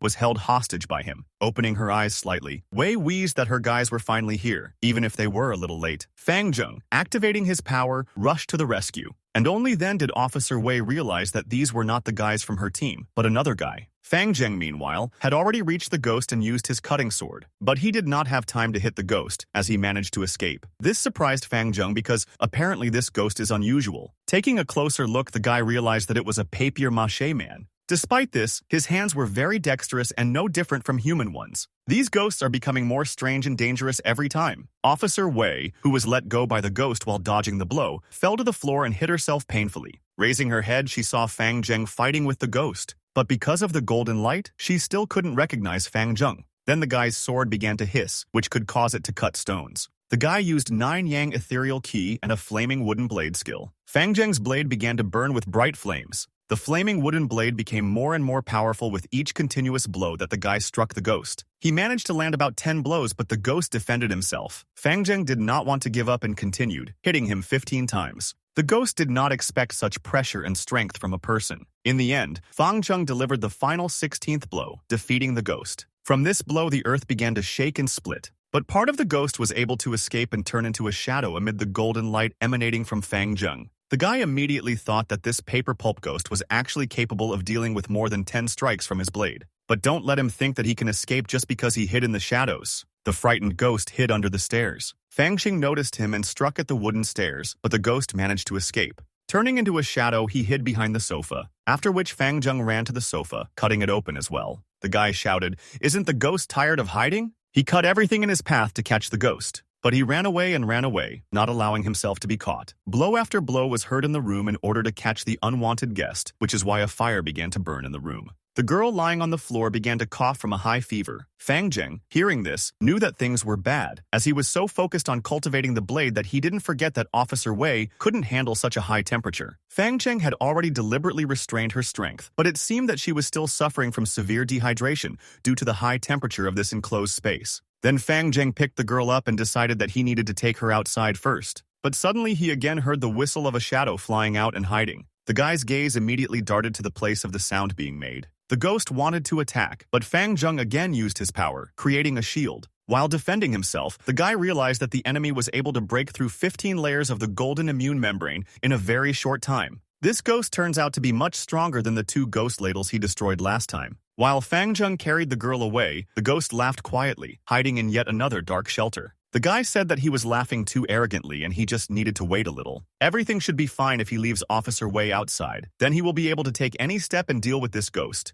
And while Fang Zheng was laying the girl on the floor, a ghostly hand was already reaching out to him from behind. But the guy felt it, and at the last moment used his power. Rising to his feet, he again created an immune shield that drove the ghost back. And then, exhaling, Fang Zheng took out a fire sword. And again he used the 9-yang ethereal key and the skill of the flaming wooden blade. This time the blow was even stronger and hit the enemy directly. The guy said that before he was worried about Officer Wei, but now he can use his full power. He then took off using his speed skill. And then, seeing the ghost already nailed to the floor in front of him, he swung his sword. Raising it above his head, the guy intended to deliver the final blow. It was a blow of enormous force, causing a lot of dust to rise and fly out of the room. Eventually, the sounds of sirens coming from a police car could be heard. There were several of them, and they all crowded around Fang Zheng's house. Officer Wei, awakened by the noise, began to try to open her eyes. She sat up on the sofa, painfully holding her head. Looking around, she saw police officers in front of her, who were glad that the girl had woken up. Standing up on the sofa in the ruined room, she asked where she was. Looking around, at first she did not recognize her apartment, as it was in ruins. Then the memories began to return and she remembered that someone had broken into her. Jumping up from the sofa, she realized that this mysterious stranger had saved her. Unfortunately, his glow was too bright, so she couldn't see his face. He must have been the one who put her on the sofa while she was unconscious and covered her with a blanket. However, she decided to ask what happened here. Officers responded that by the time they arrived, her apartment had already been reduced to rubble, and she was found unconscious on the couch. Moreover, their people discovered 2 energy residues in the apartment. Then the officers began to escalate and ask why the girl did not follow the plan they had all come up with. Taking the phone, Officer Wei asked in surprise, weren't the officers the ones who saved her last night? Then they replied that they had not received any messages from the girl last night, so they could not send anyone here ahead of time. The girl fell silent, carefully considering what had happened. Looking at the time, she realized that she had been unconscious for almost 4 hours. If this is so, then who saved her? She unlocked the phone and, going into messages, realized that she really hadn't sent anyone an SMS at night. Then a man appeared and said that, fortunately, Officer Wei did not get into trouble. Otherwise, something terrible could happen. And Wei is a brave and reasonable person. You don't want to lose someone like that. At least no one wants to let this happen. Perhaps their decision to have her as bait was ill-advised from the start. They will reflect on her actions and conduct an internal review to ensure this does not happen again. Although they missed the killer in Case 11, they were able to conclude that Officer Wei's judgment was correct. And now they have a complete picture of the progress of Case 11, so they will definitely solve it soon. Then Officer Wei said that they can already close Case 11, since she personally saw that their target was destroyed by the mysterious person who saved her. The toga man was surprised by this news and said that it was impossible since another person disappeared last night. Hearing this, Officer Wei looked at her colleague in surprise. He said that the people who reported the loss said that before the person disappeared, they received a call from him that he heard footsteps. Everything is the same as before, but there is one detail from last night's events that is different from the others. Only one person has gone missing before. However, 2 people went missing last night. This news surprised Officer Wei again. That same morning, a meeting was held in a certain secret high-rise building in the city of Zhou. The captain discussed Case 11, and the first thing he said was that it would now be called the Papier-Mâché Man. Secondly, he clarified that he has tremendous speed. And thirdly, according to data analysis, he is a level 4 or 5 heavenly dog, and his ability is to create doubles. There is another option. These papier-mâché dolls are only puppets, and someone controls them from the shadows. Therefore, starting today, you need to take action. They will investigate all papier-mâché and other similar shops, as well as holes dug in the cemetery. It doesn't matter if the Monkey King can create clones by plucking his fur. There must be some kind of spiritual environment for something to arise, and the captain hopes that this time they will cope and will not suffer humiliation, as in Case 10. The team agreed with the man's words, but he suddenly added that all employees should keep an eye on the mysterious unknown master, since, most likely, he is an awakened one living among the people. It must have awakened very powerful abilities. However, this person hid his identity well, so he may have used some kind of anti-detection power, which is why he didn't attract attention all this time. His rate of growth is especially shocking since he woke up when all the spiritual energy returned to Earth on a blue moon night, which was only 10 days. An awakened one without any means of cultivation guidance like him already has the ability to destroy a level 4 or 5 dog. He hoped that everyone understood that this man with enormous destructive power and unclear motives, it is not known whose side he is on, so he needs to be found. Fang Zheng overheard all this in fear. When the police finally left, the guy accidentally went too far and trashed Officer Wei's apartment. What if she comes to discuss the cost of repairs of 300,000 yuan? It would suck, but it is said that the papier-mâché man was clearly burned by the flames of his 9-yang ethereal key. So why did this small piece of paper in his hand survive? And why did Fang Zheng only receive 1 thread of gray key for this ghost? This tiny amount is completely different from the regular boss grains. Maybe, in the eyes of the human skin scripture, this abnormal papier-mâché man from last night is only considered a low-level monster. Or does it not matter whether he is fighting against a monster much higher than his level, or fighting a boss, he will always only receive 1 strand of gray key. But then the paper figurine in the guy's hands began to move, and then she flew into the air and began to fly into another room. Looking at this, Fang Zheng thought in surprise that she wanted to escape. But the guy rushed for the piece of paper, using the power of 9 yang. The ethereal 9 yanas are the natural enemies of spirits. Grabbing the piece of paper, Fang Zheng noticed that it seemed to be struggling and trying to break free. At this time, the action took place in the pharmacy of 4 seasons. Pharmacy boss Yang was cooking something in a frying pan and suddenly felt a flash of gray qi. While he was trying to understand what was happening, his food in the pan began to burn. And suddenly a voice came from another room, saying that Dad had burned something again. At this time, Fang Zheng, holding the piece of paper, was thinking that he had reacted in time. But why did such an abnormal energy fluctuation suddenly burst out of this piece of paper? The paper continued to shake and emit dark energy. Then the guy, smiling, looked at her and decided that since she really wanted to run away, then let her do so. This way he can track who this paper doll wants to sneak off to. While the guy was watching his target, strange things happened in the area of the bright peach blossom garden of Zhou City. It was another long dark corridor in which steps could be heard. The frightened girl tried to find the right key, thinking that someone was following her. She was very scared and trembled all over. The girl tried to insert the necessary key into the hole in order to quickly get into her room. Suddenly, a light began to flash in the corridor, which made it even more scary. Pinching herself, the girl tried to calm down and convince herself that everything was okay. Then the door opened and the girl looked into the dark room. After that, she turned on the lights in every room, after which the girl tiredly fell on the sofa and covered her eyes with her hand. But then her eyes opened wide and frightened when she heard the same steps. Suddenly, the door leading to another room creaked open. Dark energy immediately came out from there, like a shadow, enveloping the entire room. And in that shadow, red eyes appeared. But then there was a knock on the front door and the voice of the delivery man was heard. But the girl could no longer answer or get up, as the darkness held her back. And Fang Zheng, who was standing behind the door, thoughtfully scratched his chin, realizing that the courier option did not work, and he needed to come up with another way to get inside. Fang Zheng continued to knock, pretending to be a real estate agent and complaining that the landlady had flooded the neighbors, but no matter how hard the girl tried to crawl to the door, she could not do it. In the end, the darkness seemed to pull her into its arms, not allowing her to utter a word. An angry Fang Zheng decided to knock down the door, thinking that he was tired of pretending. Upon entering, or rather breaking into the room, the guy discovered a large amount of dark energy. Seeing the monster in the darkness, the guy ordered him to let the girl go.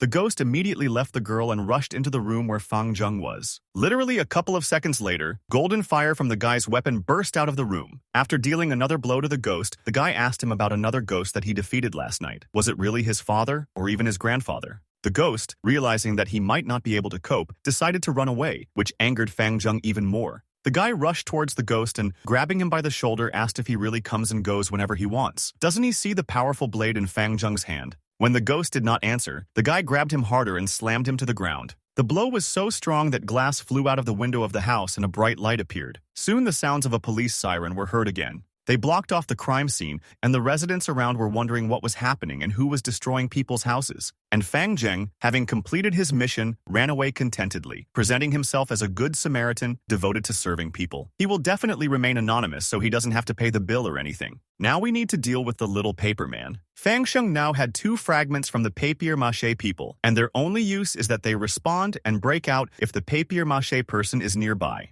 But are they useful for anything else? Thinking about this, Fang Zheng stepped on a strange piece of paper. Feeling something strange, the guy decided to find out what it was. Raising his foot, he saw Joss's paper taped to his shoe and immediately wondered where it was from. And then many pieces of ghostly money fell from the sky, with which the ancestors honored family members who were no longer alive on holidays and special occasions. Fang Zheng didn't understand what was going on and who was throwing Joss's paper onto the street in the middle of the night. Banyan trees that completely cover both sides of the street block any light passing through them. This allows the yin qi to gather here and affect the local people. Suddenly, an unfamiliar voice was heard, saying that what people were most afraid of were 3 long and 2 short incense sticks. This was said by the man who lit a fire in the middle of the road and asked if Fang Zheng knew what incense was most afraid of. Then the man rose to his feet and the fire continued to burn. And then he answered his own question by saying that incense is afraid of 2 short sticks and 1 long one. The length of the incense sticks hints at misfortune. The person was a man who opened his eyes slightly and looked towards Fang Zheng.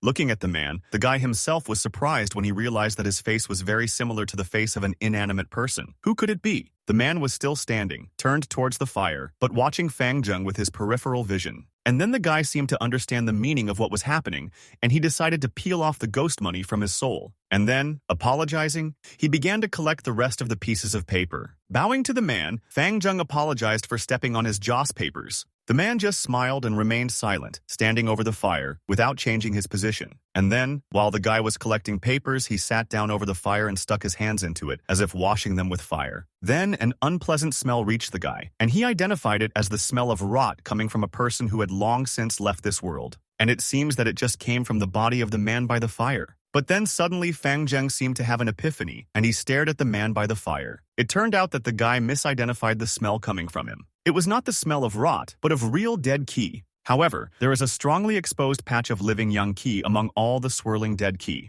Is there really a living person in front of him who just looks like he's not alive? Or, conversely, a lifeless person who has taken the life of a living person? Suddenly, another voice spoke to Mr. Fu and said that he was again pretending to be inanimate and scaring ordinary people in the middle of the night. Hearing this voice, Fang Zheng thought that it sounded very familiar. Finding the owner of the voice with his eyes, the guy was shocked to see Butcher Zhang at the table. Staring at the man, Fang Zheng wanted to understand why he was here, and he, in turn, drank the contents of the glass and loudly, using force, put it on the table. While filling a glass from a bottle, Butcher Zhang asked Fang Zheng if he liked using his butcher knife. Surprised and immediately hesitant, Fang Zheng was afraid that the butcher might have noticed something. The guy then wondered how he could answer without sounding obvious. But suddenly a man who had previously been standing by the fire approached the guy and said that since this guy was a friend of Butcher Zhang, then let him come in and sit down with him. V himself quietly, without saying anything else, went in the other direction, leaving the 2 acquaintances alone. The guy realized that he should smile a little before answering, since he had heard that those who smile will not be unhappy. Sitting down, Fang Zheng replied that the blade was really good and easy to use. The only downside is that it is a little short and may lack energy because of this. Fang Zheng was thinking about the best way to start a conversation to get the maximum benefit. Therefore, raising his glass, he told his interlocutor that first he needed to drink. After drinking the entire glass, the guy was surprised at his own courage, but, most importantly, the butcher probably thinks that Fang Zheng is charming. Suddenly, the butcher asked Fang Zheng how he was and whether he could feel the drink running through his body.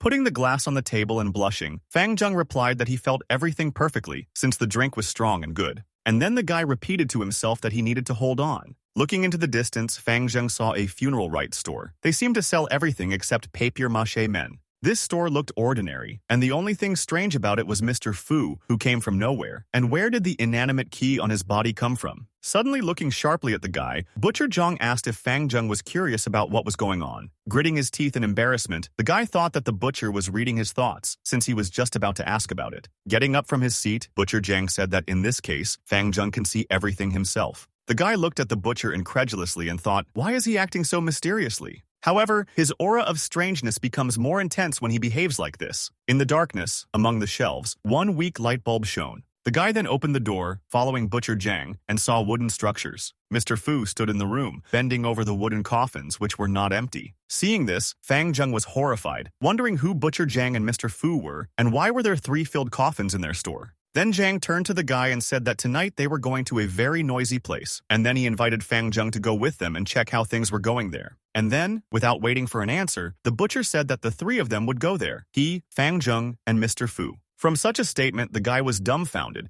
and stared at the Butcher Zhang with misunderstanding in his eyes. In his head, Fang Zheng had been arguing with the butcher for a long time and proving that he was an unusual person. In this silence stood a concentrated Mr. Fu. Then he reached for a palette of paints lying on the shelf. Then I carefully dipped my brush into the paint. He wielded it very deftly, approaching the coffin. and then he leaned over and began to paint the face of the girl lying there. He painted over every scar on the face of the beauty who fell asleep in eternal sleep, after which the man turned to Fang Zheng and asked him to help him close the coffins. Rolling up his sleeves, Fang Zheng was ready to fulfill an easy request. Approaching the huge wooden lids, Fang Zheng took one of them and headed towards the target. One after another, the lids fell, covering the wooden beds of people who had left this world. Having finally completed the task, Fang Zheng wiped the sweat from his face and said that the lids were quite heavy. But Mr. Fu entered the room holding a flashlight, from which the dark key bounced off, trailing behind. Seeing the man, Fang Zheng became interested in what he was holding that was emitting green light. Here the voice of Butcher Zhang was heard, who asked Mr. Fu what kind of fortune-telling stick he drew this time.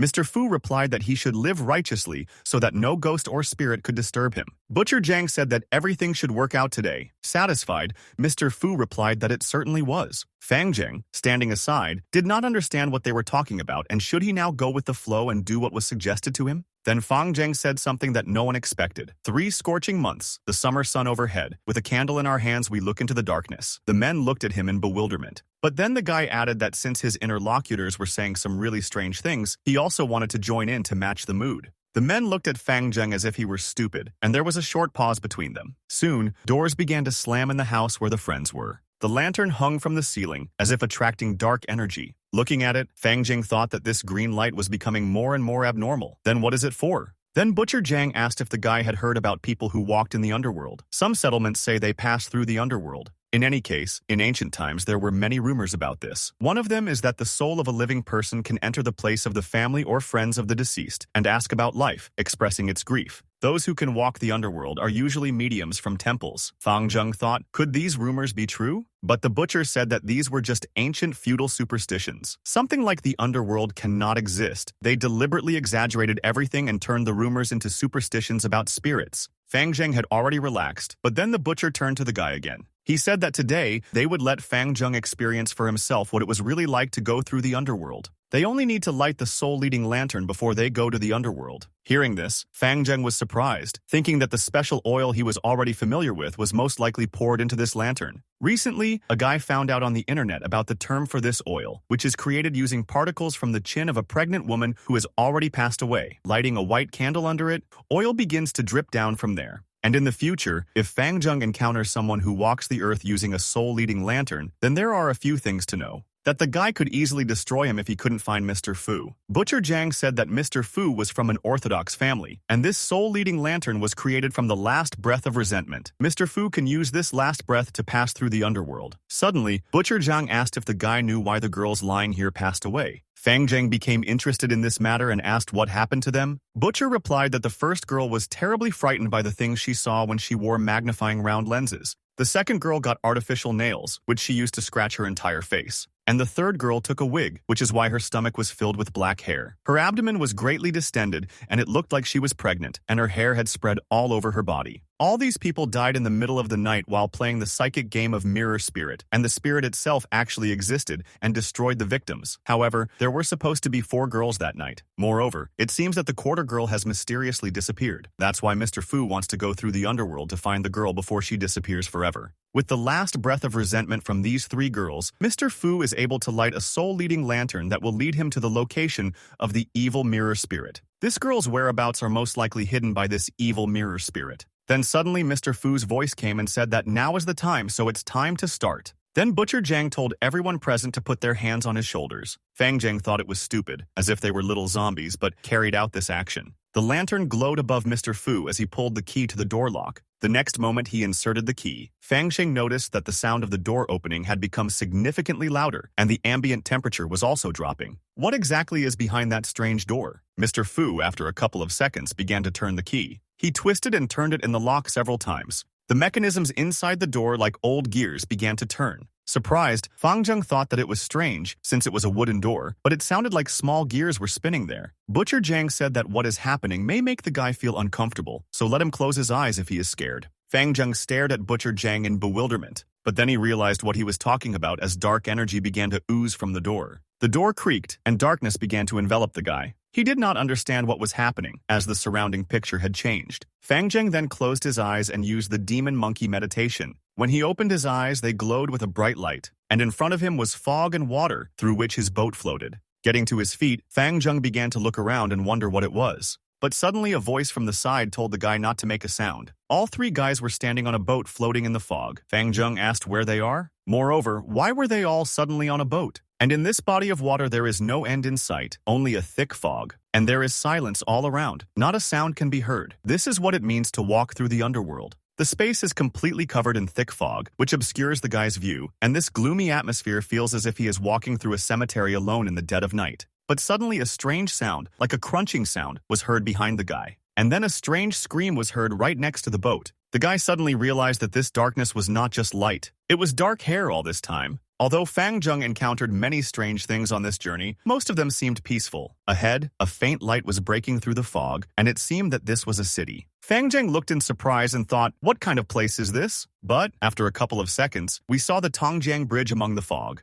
Then could it be that the deathly silent black and white city ahead is Zhou City? The boat eventually hit the dock. All the guys began to climb ashore. We then headed into town, with Mr. Fu leading the way, holding a lantern. Fang Zheng couldn't understand what was going on here. Everything in this city seems gray and gloomy. Fang Zheng didn't know if there were any prohibitions in the underground world, so he didn't even dare to ask about it. We must first look around and figure out this strange place. But there was not a single person on the streets. Butcher Zhang and Mr. Fu didn't say a word to each other on the way here. This whole city seems like an empty shell, devoid of flesh. Did Mr. Fu and Butcher Zhang really come here to find the fourth missing girl? The Lantern of Souls continued to glow all this time. Is this soul-leading lantern really leading them straight to the hospital? And so it happened, the city hospital appeared ahead, after which they entered the morgue of Zhou City Second Hospital. The guy thought in surprise about why they came here. There was nothing here but bodies. Mr. Fu then opened one of the drawers. Butcher Zhang did the same, but they found nothing, after which they began to check each cell. Then Fang Zheng decided to help and also opened the first cell he came across. He saw something dark in her with red eyes, after which the cell instantly slammed back. This sound attracted Mr. Fu and Butcher Zhang's attention. Frightened, Fang Zheng stood and did not try to recover from what had happened. And then he gestured to the cell, making it clear that there was a ghost there. Mr. Fu silently nodded to Fang Zheng as a sign that he understood him. Then he said out loud that they needed to go. Butcher Zhang and Mr. Fu simply walked on, and Fang Zheng looked at them in surprise because they had already found the missing girl. She was just lying in this cold cell, so why don't they save her? Staring at the point in surprise, the guy thought what was going on here. But when he opened his eyes, he discovered that they had already returned. Fang Zheng decided to look back and look at his watch. He wanted to know what time it was. The clock showed 22:57, which surprised Fang Zheng. They went to the underworld around the same time, so why did it remain the same when they returned?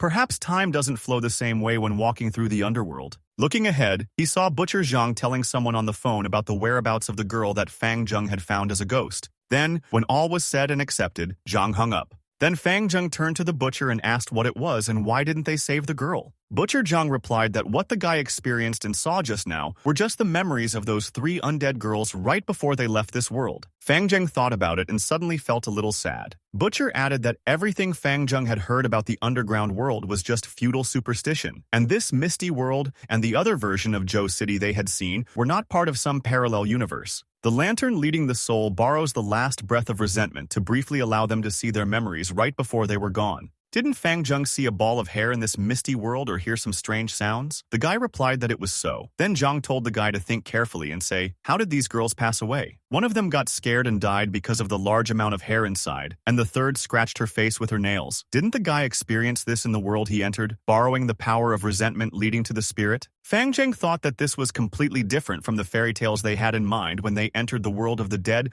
to ask questions about life and death. This is not some mysterious concept. Zhang said that Fang Zheng may think that walking through the underworld is entering the mind, but psychologists do the same thing, only with living people. And if this is not enough evidence, then you can simply look at the time, which has practically not progressed. Fang Zheng thought that it was more like a dream. But something still bothered the guy, which made him think, and then suddenly he asked Butcher Zhang who he was, where Mr. Fu came from, and why did they know so much about it. But Butcher Zhang only silently chuckled in response. And then, turning around and heading towards the exit, he said that soon Fang Zheng himself would understand everything that the guy didn't like. Further actions took place in the second city hospital of Zhou. It was night, and a large car was driving fast along the road. At the end of the road, she braked sharply and skidded a little. Two men in suits got out of the car. The skinnier one told the other that they needed to hurry up so as not to be noticed. The two men walked towards the hospital, heading towards the morgue. They then turned to another man standing at the entrance, asking if he had evacuated everyone to the basement as he was told. He replied that he did everything he was told. Entering the elevator, the man turned to him again and said that, if anything, he had not seen or heard anything. He replied that everything would be fine.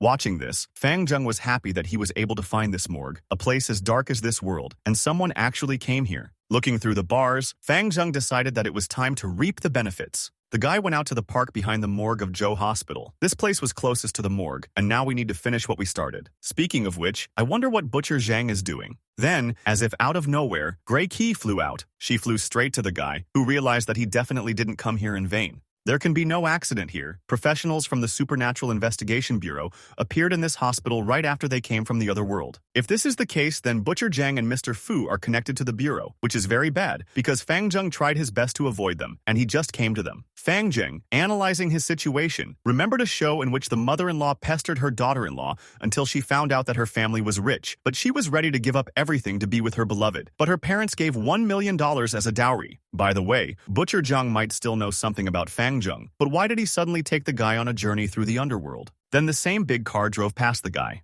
This is the Bureau's supernatural investigation vehicle, and it's on its way back. There are too many cameras around the hospital, and it is too dangerous to start surveillance from here. The best solution would be to head to the University of Technology first. You can wait for the opening right here, somewhere around the corner. It was late at night. The streets were illuminated by bright moonlight. A sign on the building indicated that the Chinese University of Electronics and Technology was nearby. Standing around the corner, Fang Zheng thought that he had taken a shortcut, so perhaps he had arrived before them. And so it happened, because soon headlights began to appear in the distance. Turning around, Fang Zheng realized that they were already here. The car drove past and headed further. Then she turned down the road leading to Scola Street, the 3rd Avenue. There are a couple of residential complexes and several colleges, commercial communications and pedagogical. And then Fang Zheng realized it. Perhaps the Bureau is hiding inside the university itself. Luckily, Lu Dong's mother is a professor at a teacher's college, which is very interesting. 3 minutes later, the Bureau's supernatural research vehicle still hasn't shown up, so it looks like it's time to go home. This is what Fang Zheng did, and soon he was in his apartment. As he passed by Officer Wei's house, he noticed a huge sealed hole instead of a door. Looking at this, the guy thought that this could be considered his masterpiece. Lost in thought, the guy realized that he had not seen Officer Wei since that night. Everything should be fine with her, most likely. Rushing into his apartment, Fang Zheng immediately closed the door behind him. He convinced himself that he did not do it on purpose,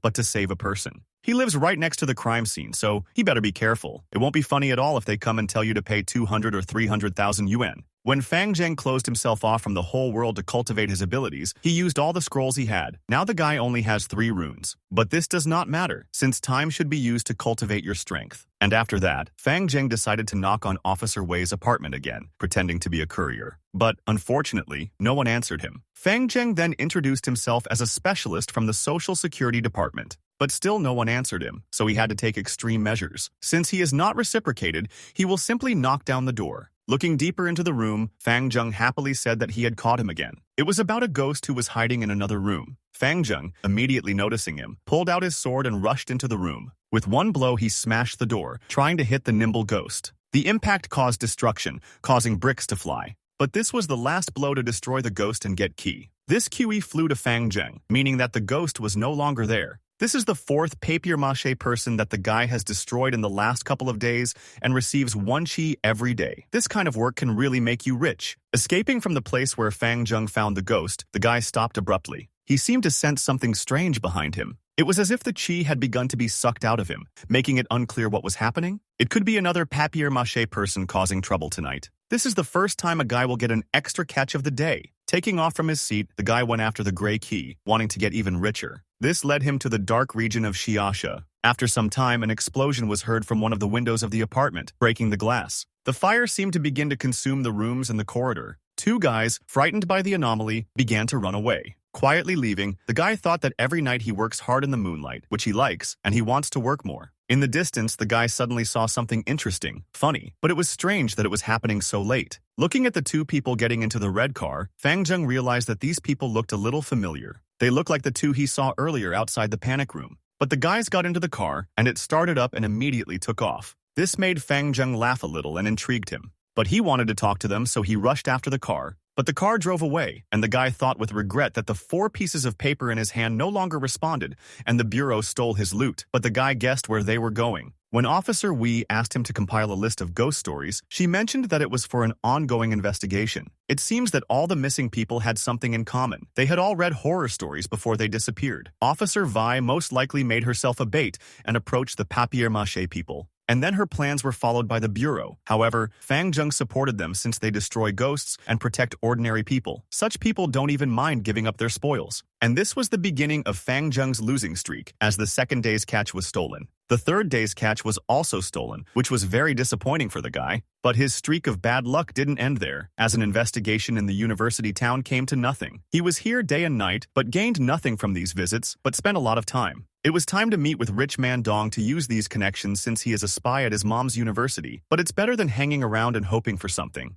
The next day, as soon as 7 a.m. arrived, Fang Zheng stood at the door of his house deciding that it was time to act. Taking a backpack, the guy decided to go to the film crew in the mountains. From the city of Zhou, you will need to make 3 bus transfers to get to the depths of the forest where the film crew is located. There was hope that we could get there in a day. Further actions took place at the Zhou City Police Station. A girl came to one of the officers and, turning to the other officer as if he were Little Ven, asked if he was busy. It was Officer Wei, who wanted to talk to a friend and also a criminal psychologist on the case. Officer Wang stood up to greet the girl, happy that she was discharged from the hospital so quickly, and then asked if she needed a forensic examination for her emergency. Sitting down, Officer Wei said that this is exactly what she came for, if, of course, the guy has time. Van, taking a pencil, said that the girl had just been discharged, and she was already working hard to catch this mysterious man. It must have been a difficult case. But the girl did not answer and only smiled slightly. Taking a piece of paper, Little Wen smiled at the girl and said that she could start describing. The girl said that the person was a man. His voice sounded like he was between 20 and 23 years old, but he was no older than 25. His whole body was shrouded in bright light, so the girl couldn't see his facial features well, but she can say that his height is about 177 to 180 centimeters. He is not fat, but not too thin either, but he has short hair. After listening to the girl to the end, the guy gave her a portrait drawn according to her description. After 20 minutes, the guy showed Officer Wei what he had drawn. The girl said that the eyebrows should be a little thinner, the bridge of the nose a little higher, and the chin a little less sharp. Showing his new work, Wen asked if he looked like the one described. Looking at the drawing, Officer Wei suddenly remembered this person. On the sheet was the spitting image of Fang Zheng, her neighbor. The girl immediately realized that it was him, which made her heart feel warm. Little Wen said that this was the first time he saw Officer Wei smile. This must be exactly the person she is looking for. Now let's return to that same mysterious guy who was traveling to a film set located deep in the mountains, 2,000 kilometers from the city of Zhou. Exact location, Dragonhead Lake Village in Wen City in the land of Whitestone. But getting there is difficult as you need to change 2 buses, and the road itself will take more than 2 hours to reach the land of Whitestone. Then you need a transfer by local bus to get to Wenwu. Then it's a tedious bike ride to the neighboring village with Dragon Mountain Lake, and for the last 10-20 kilometers you need to take another bus. It leads to the settlement, but this is the only way to get there, since Anjung has no money and no car. This village is very remote. The bus is not of the best quality, and you get motion sickness. But they finally arrived at the Whitestone village while the local bus headed to Wenwu. The most painful thing was not waiting for the scheduled departure time, but making you wait until the bus was full before leaving. The bus driver was also bored and stood aside. Then he got on the bus, which was not yet full, and the passengers begged him to go now. The driver said upsetly that it was becoming increasingly difficult to conduct business since there were only a few people on the bus. Among them was a girl recording a video about how the driver finally drove to the mountains, after which she promised to launch a live broadcast so that her subscribers could see how beautiful the local landscapes are. 3 guys in military uniform were riding nearby, looking as if they had just finished their service. A couple in love sat a little behind and chatted pleasantly with each other. The bus set off in the late afternoon. The girl streamer sitting in front of Fang Zheng told the camera that the country of Whitestone was recommended to her by many, saying that there was a lot of blue water and dense mountains 1,000 meters high. This place is ideal for tourists. Fang Zheng, listening to this, nervously drank water from his glass, thinking that this girl was really a streamer. But soon, when the bus drove onto a mountain road, lightning flashed in the sky. A thunderstorm was approaching, and the sound of thunder scared the girl very much. Fang Zheng found the sudden onset of rain suspicious. The passengers began to look at each other, frightened by such loud thunder and the beginning of the rain. But soon the light rain turned into a real downpour, hitting the roof of the bus. But the driver did not stop and continued on his way. The thunderstorm covered the entire sky with cloudy clouds hanging over the mountains. The girl who was streaming looked out the window and asked worriedly why it was raining so hard. But the rain was really heavy, and the driver was getting more and more angry because it was difficult for him to drive. Eventually, they reached a dangerous, shabby road. It was a small ledge above the cliff. The driver drove forward confidently, thinking that this rain was very unusual and he had never seen anything like it. Then the man shouted that he couldn't see anything and couldn't continue on his way because it was dangerous. But you shouldn't stop either, so it's better to find a local village to shelter from the rain. Once the rain stops, he will take everyone to Wenwu City. Passengers agreed to the plan, as safety is paramount to them. Thus, they ended up in the village of Gujin, where there was a heavy downpour. The bus turned off the dangerous road and turned towards the village. He drove long and slowly, fearing for the safety of his passengers. The sudden arrival of a downpour scared them all. Moreover, they were hungry and cold. The wind was breaking through the cracks of the old bus. Passenger morale began to plummet.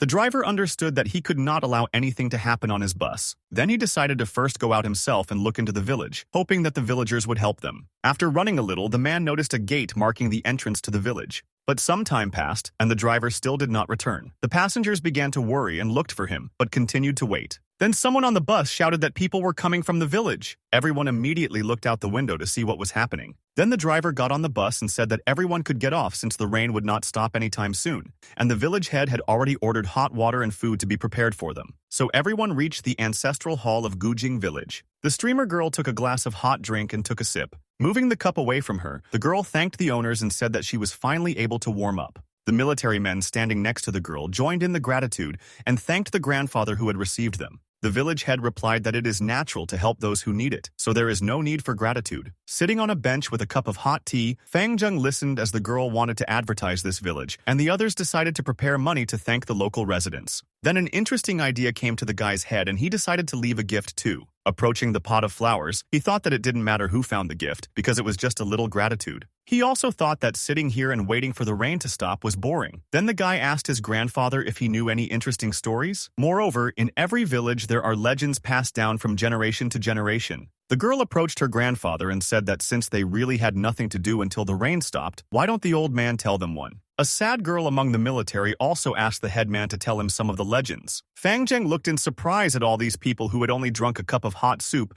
and could no longer control their curiosity. The smiling headman replied that he would now remember something and tell him. The guys in military uniform happily began to insist on telling the story. Then the old man said that in their village there was a legend connected with today's downpour. Everyone began to listen with curiosity. The headman said that if the sky splits like a gaping hole, there will definitely be a downpour. Subsequently, a woman may come and knock on the door saying, "The rain has stopped," and then ask if they have seen his son. To this you need to answer, perhaps due to heavy rains her child hid in the mountains, so she should look there. Under no circumstances should you say that you haven't seen her child, otherwise this woman will knock again and bring strange phenomena with her. According to some elders, there have been such cases in Gujin village. This woman's child really froze and left this world on a day of sudden heavy rain like this, and the mother could not accept such a loss. It was the mother who went crazy and suddenly disappeared. Subsequently, for whatever reason, she returns to the village during a rainstorm. She knocks on doors and asks the villagers if they have seen her child. Hearing this story, the girl, shaking with fear, asked her grandfather if this was a real story. Could some woman really knock on their door at midnight? But the elder replied that this was just a story passed down from the previous generation to scare naughty children. Even if this woman existed, she would now be 180 years old and ashes. But the timid girl thought to herself that, fortunately, they were not staying here overnight. But the rain did not stop and did not decrease.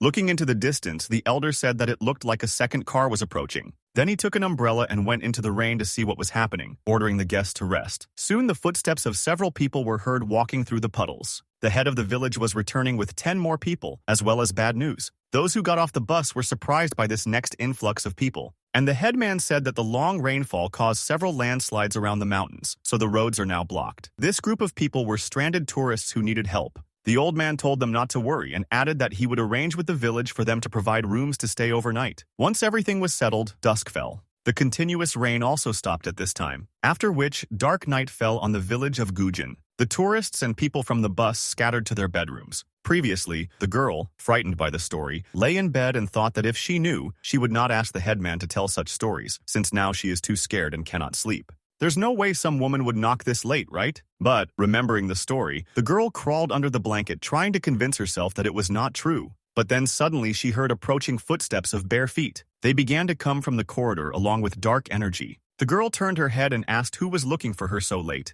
But suddenly she heard an eerie voice addressing her, asking if the girl had seen her son. Then fear enveloped the girl and she, eyes wide, looked out the glass door. And behind her stood the strange woman who looked like a ghost from the elder's story. Suddenly the ghost said for the second time, "Did the girl see her son after the rain?" What happened next is unknown. Only the next morning came and everyone began to wake up. Fang Zheng was sitting on his bed thoughtfully when he heard a strange noise. The guy realized that something had happened outside, so he decided to go out and check. Going out into the street, he noticed many of his acquaintances from the bus, who were vigorously discussing something. One of the guys approached the girl and asked what she saw last night. The girl with eyes full of horror answered, "It was terribly scary," and asked what the others answered. The ghost? One of the girls remembered the elder's words when she saw the ghost, and answered as he said that her child was lost in the mountains and it was worth looking for him there. The guys nearby exclaimed, asking if they should have said something like that, and was it really impossible to say that they didn't see the child? But the other guy replied that not everyone heard the headman's story last night. Thinking for a moment, Fang Zheng realized that this strange woman very much fit the description of the story told by the headman. Did this really happen?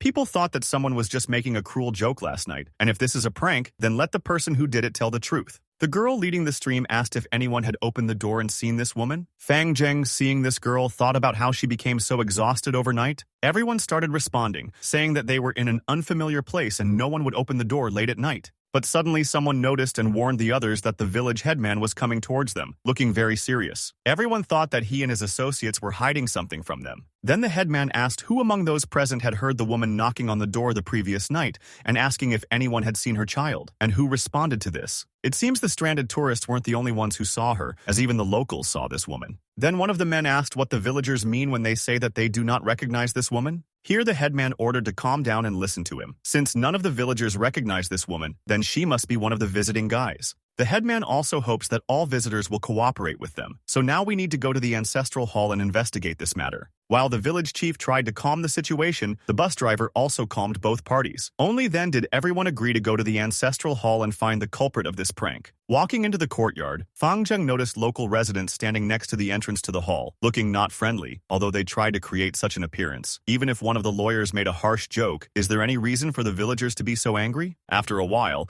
an old man entered the room with the help of a young guy. He sat down on a bench and said that he had given up his prejudices so that the headman would lead the stranded tourists to the village. The guys looked carefully at the faces of the local residents. This old man just hopes that they don't tarnish the name of Gujin village or blame any of these good villagers. The old man said that the heavens were watching them, and if anyone dared to baselessly accuse someone, then their ancestors, who were constantly visiting this hall, would see it. The villagers responded in unison that they understood everything and became less angry with the tourists. Fang Zheng thought that it was a bit like how in ancient times they would throw people out onto the main streets to criticize them. The screening process was very simple. They lined up all the women so that the villagers could inspect them. None of the tourists were indignant, and everyone followed the instructions, although they did not approve of it. The village people stared at them openly, and suddenly stared at Fang Zheng, who thought to himself that he was an ordinary innocent person. Then the villagers reached the girl who streams and said that the woman last night looked like her, just as pale and tired, but someone said that it is not her, since they are different. Then the old man intervened and asked if his people had checked each girl and whether it was definitely not one of the tourists. The two men shook their heads and replied that it was not them.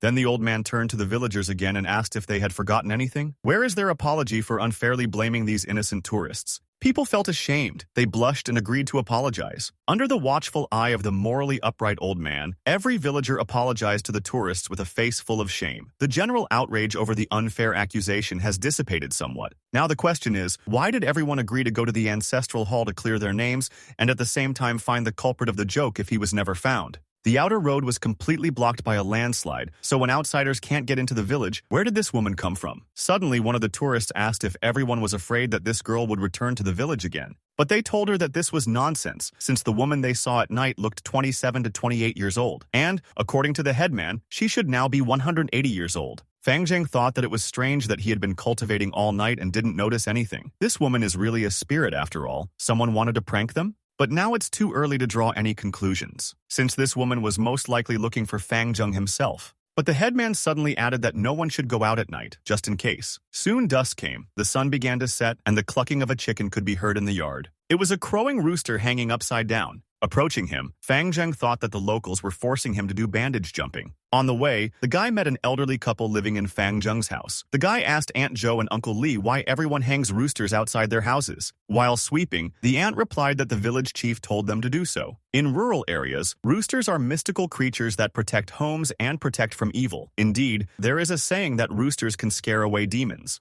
For the villagers of Gujin, chickens are auspicious creatures that drive away the yin energy and bring the yang energy that comes from the crowing of a rooster, so the elders nicknamed it the energy of the sun. During funeral ceremonies, the mourning person brings a rooster to the funeral site and releases it over the pit. If a rooster flaps its wings, it means that evil energy has been expelled from the grave, and you can safely bury it in this place. But there is another saying that roosters are the enemies of poisonous creatures, so the roosters are thrown into the pit first to be eaten by them, preventing the workers from being injured. Due to many superstitions, people believe that roosters protect against evil. But did the villagers know that this would happen, and did they prepare in advance? Or does this behavior simply make them feel calmer? But Fang Chung decided to put off thinking until later and help Aunt Zhou sweep the yard. Soon the sun finally set and the village was enveloped in night again. The bright moon was the only light illuminating the paths in the village. In the silence near one of the houses, water dripping from a tap was heard. It was one of the villagers, Li Peng, who wanted to open the tap to let the water flow, but there seemed to be no water again. Then the man, who owned a cattle farm in the village of Gujin, decided to draw water from a well in the courtyard. But he was afraid, thinking that he would run into this woman again. But then he remembered that it was a joke that only scared everyone, and he should not succumb to this provocation. Going outside with a bucket, Li Peng walked a couple of meters when he suddenly heard loud cackling. Turning around angrily, the man began to scream at the roosters, threatening to make soup out of them. Walking to the well, Li Peng was indignant, saying that the roosters are constantly making noise and cannot even behave calmly at night and just sleep. Their cackling really scared the man, who had already scooped up water with a bucket. And then, having filled a full bucket of water, he began to pull it from the well. Having exhaled and calmed down, the man thought that he was scared because of trifles. Lowering the bucket into the well again, Li Peng thought that he has 3,000 beautiful chickens, so he is one of the wealthiest people in the village, so he cannot humiliate himself and act like everyone else. They heard the story and encountered strange things, so now they are too scared to do their usual things at night. And he, being the bravest one, was already filling the second bucket of water. But suddenly the man heard the sound of dripping water. Li Peng became interested in where this sound was coming from, thinking that someone other than him had decided to get some water for himself. But then he heard the sound of stomping bare feet, and then a scary woman with red eyes appeared in the window of one of the houses. Then Li Peng began to fearfully ask, "Who is it? This must be some petty thief, so we need to check everything." The man went to the window and was surprised when he saw who was standing behind him. It was the same woman whose body was wet as if from rain. The man recognized the woman from last night, but noted that she looked a little strange today. Yesterday she was dry, but today she was soaked to the skin, as if she had been caught in a storm. Then the man shouted angrily, "Who is she?" But the woman was silent. Then Li Peng told her to say something and asked again who she was. And then he shouted that he had already told her that he had never seen her child before. But suddenly something interested Li Peng, namely the tattoo on her shoulder. It was strange to see such an unusual tattoo on this woman. With trembling legs, the man began to come closer, and the girl, covered with tattoos, stood intently and looked at him. But suddenly the man realized that he could not make a sound and panicked. And the woman kept looking at him and instilling fear. In the silence of the night, only the fading sounds of a crowing rooster could be heard. The next day, as soon as the sun rose, someone in the village began talking about bad news. Sitting on his bed, Fang Zheng decided to check what happened. Leaving the house, the guy heard that 2 villagers had disappeared last night. Surprised, Fang Zheng realized that there was another disappearance. It turns out that 2 villagers went missing last night. It was Li Peng and widow Ma. The eldest son of the Chen family passed by Li Peng's house this morning and saw that its doors were wide open, and he himself was nowhere to be found. Later, someone discovered the same thing with Ma's widow. The differences between Li Peng's and Ma's home were insignificant. But after Li Peng went missing, the rooster he hung at his door was still there, and Ma's rooster had disappeared. There weren't even any chicken feathers left on the ground, and it looked like someone had let the rooster go and painstakingly cleaned up the traces of their actions, which is very scary. Frightened people began to speculate that this must be the woman who had knocked on their doors the previous night to find her lost child. The night before last, both Li Peng and widow Ma opened the door and saw this woman's appearance. They also replied that they had not seen her child. This cannot be a coincidence, and it seems that the strange legend was true. Then the headman appeared and said that people could not disappear for no apparent reason, so they must find them, even if they have to search every nook and cranny. But suddenly someone called out to Fang Zheng. It was a young guy who asked him if he was one of the stranded tourists from the bus, and then he called him behind him. Fang Zheng followed the guy and saw that a large number of people had gathered in front. Raising his head, he recognized them as all the people who were traveling with him on the bus. They were all tourists stuck here, but why were they all gathered here? One of the guys said that they needed to leave this village immediately, since strange things had not stopped happening since they arrived here. The frightened girl replied that this village gave her goosebumps, as if ghosts and curses lived here. But the guy replied that the landslide blocked all the entrances and exits to the road, so even if they wanted to, they could not leave the village. One of the guys in uniform said it looked like no one wanted to stay here and wait for their fate. But who knows how long it will take to repair roads, or what if it rains again? People began to appear and ask what should they do then? They can't stay here any longer, so they need some advice. Then one of the guys suddenly said that the guys in uniform, although they had already left the army, they were still former soldiers, so their professionalism could be trusted, and they should also get them out of here. There were 3 guys, veterans Zhao Tai, Chen Jian, and Zhang Jianming, and they all agreed to take on this responsibility. Chen Jian told everyone that he would think about solving the problem. He had been observing this village for the past couple of days and found that they had a lot of farming machines, and if they change them a little, they can be used to clean up a landslide. When it comes to landslide excavation equipment, they can find farm equipment all over the village as they definitely have no shortage of it. The guys around were enthusiastic about this idea and were ready to complete the tasks. But then Zhang Jianming spoke up, saying that the 3 of them had already inspected the place where there were landslides yesterday and concluded that all of them would not be enough to cope with it, so they would have to ask the villagers for help. Chen Jian said that he would go to the village chief and try to convince him to gather the villagers to help them get out. To do this, he will need Mr. Liu, who has become close to the headman during this time, so he can better influence the headman's decision. Mr. Liu walked forward with his hand raised and said there would be no problem. Zhang Jianming then asked the people if he could offer them anything else. Most likely they need to exchange contact information, in case one of them encounters something strange. Everyone around agreed with this decision of the military. Fang Zheng thought that, as expected from soldiers, they were protective of the people, tactful, and willing to go forward. However, everything is not so simple, since the likelihood of another supernatural incident is very high. Fang Zheng decided that he should go and clarify the situation. If this is another supernatural incident, then they will not be able to solve the problem through normal means. That's why Fang Zheng decided to find out what was going on and headed to Li Peng's house. There was not a single person near the house, and this was because the villagers already considered this house an ominous place. Moreover, Fang Qing would not be able to find any clues here since the villagers had boarded up Li Peng's house. Moreover, it's daytime, so Fang Zheng most likely won't be able to find anything. But then something interesting caught the guy's attention. The place next to the house where there was a puddle looked especially gloomy, and there was definitely something wrong. But what's even stranger is where did the puddle come from? If he stands next to her and turns his head, then the window. This way, the guy will be able to look into Li Peng's courtyard. This means that last night, someone stood in Fang Zheng's place and watched Li Peng. While the guy was thinking, he stood so that the puddle was right under him, and suddenly dark energy began to ooze from this puddle. She grew and grew, gradually beginning to envelop the guy. At first, Fang Zheng was horrified and couldn't understand what was happening. He felt like he was falling. And then the feeling seemed to turn into reality, and the guy began to fall. Almost falling to the bottom of the unknown, the guy's attention concentrated on a strange sound. Looking down, Fang Zheng saw a crying child calling for his mother. It was indeed a little boy, covering his face with his hands in fear. Suddenly, Fang Zheng felt as if something had shot into his head. Then he decided to use the power of the demonic monkey's meditation. Then the power activated and began to seem to ooze out of Fang Zheng. The guy's eyes seemed to light up and he was able to break the illusion. Fleeing from this place, Fang Zheng was glad that he did not get caught and got out alive thanks to the meditation of the demonic monkey. All the strong ghosts that the guy had met before appeared only at night, when the power of Yin Qi is more powerful and thanks to which the ghosts can move. But this ghost was able to lure him into a trap during the day, and if this happened, then it was very bad. Moreover, the guy's head was still splitting, as if he had been hit. He must have just been overexerted. It was just a small puddle, but there was so much negative energy in it that even the ghosts divided into 2 parts were not that strong. What happened to this woman? The guy was lucky that he only fell into a small trap, but if a ghost can appear during the day, then they will all be in big trouble. We urgently need to tell the village headman to cover up this puddle.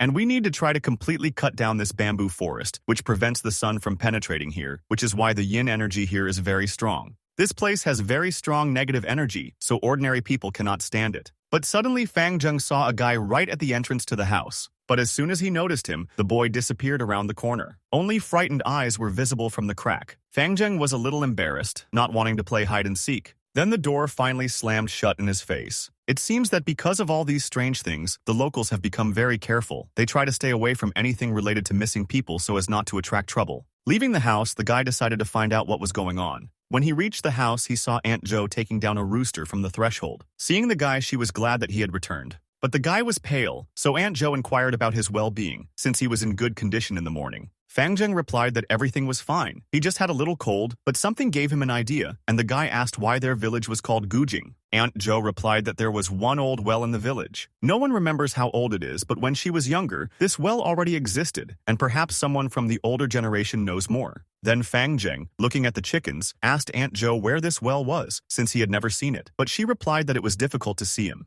The well is located in the ancestral house and has long been abandoned. This news surprised the guy. From her childhood, Aunt Joe remembered that the adults sealed that ancient well to prevent children from falling into it. Those adults are already 70-80 years old. Then Fang Zheng asked about the child of that strange woman, who could have fallen into the well and never come out again. Aunt Joe thought and seemed even depressed. Looking at her, Fang Zheng thought that her expression was difficult to understand. But Aunt Joe suddenly turned around and, leaving, said that it was too long ago, so now she doesn't remember anything. This behavior surprised Fang Zheng, and he decided that Aunt Joe was behaving suspiciously. And then, thinking about the strange ghost woman, he decided that she was returning for a reason and that something was clearly wrong with the well because this woman had gone crazy. But why did this happen? Isn't this too controversial, or is this a strange story? Fake, and someone is deliberately trying to mislead people? It looks like it all started with that closed well in the ancestral house. The expression on Aunt Joe's face said that there was something wrong with this well, and all the answers were in it. Therefore, Fang Zheng decided to go to the ancestral home of Gujin village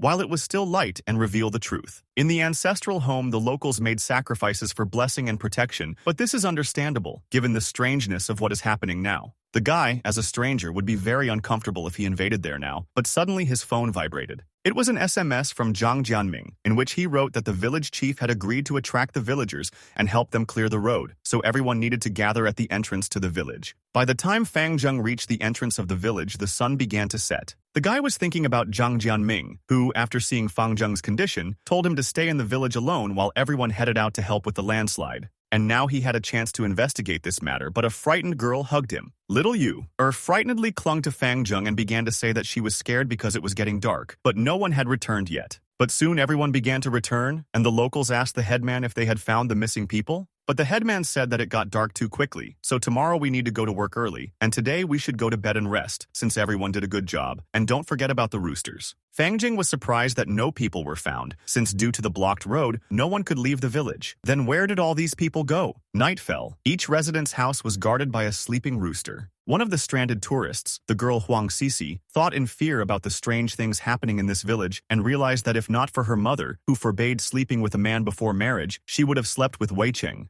Then the girl, thinking about it more and more, decided to go to the bath to relax. But then she shuddered when she heard a strange sound. It was the sound of falling water, which came from nowhere. Pressed against the wall, the girl decided to stop scaring herself, since most likely it was just rain. But eventually she realized she couldn't stand it and decided to look out the window one last time to check everything one last time. Then she went to the window and began to look around. Then a strong wind blew from the window, shaking the curtains. Suddenly the girl's eyes filled with fear when she saw strange shadows. Something dark with black wet hair seemed to fly into the window. The next morning, everyone was woken up by a man screaming for Cece. It was her boyfriend Lin Weicheng, in a panic asking everyone around to return Cece to him because they were engaged in August. Fang Zheng decided to find out what was going on and heard that it was not only the girl who was missing. One of the soldiers said that more than 10 people disappeared last night. This village is too dangerous, so the roads need to be cleared quickly. Zhang Jianming then turned to the village chief and said that Lin Wencheng and the three of them would help search for the missing people. We need to find them, even if they are no longer in this world. Everyone else except Fang Zheng and Yue must continue to clear the way. Everyone agreed with this outcome of events and got to work. Yu looked at Fang Zheng happily said that they were alone again, so he would take care of her. But as soon as she turned her head towards the guy, he seemed to evaporate, which discouraged Yue.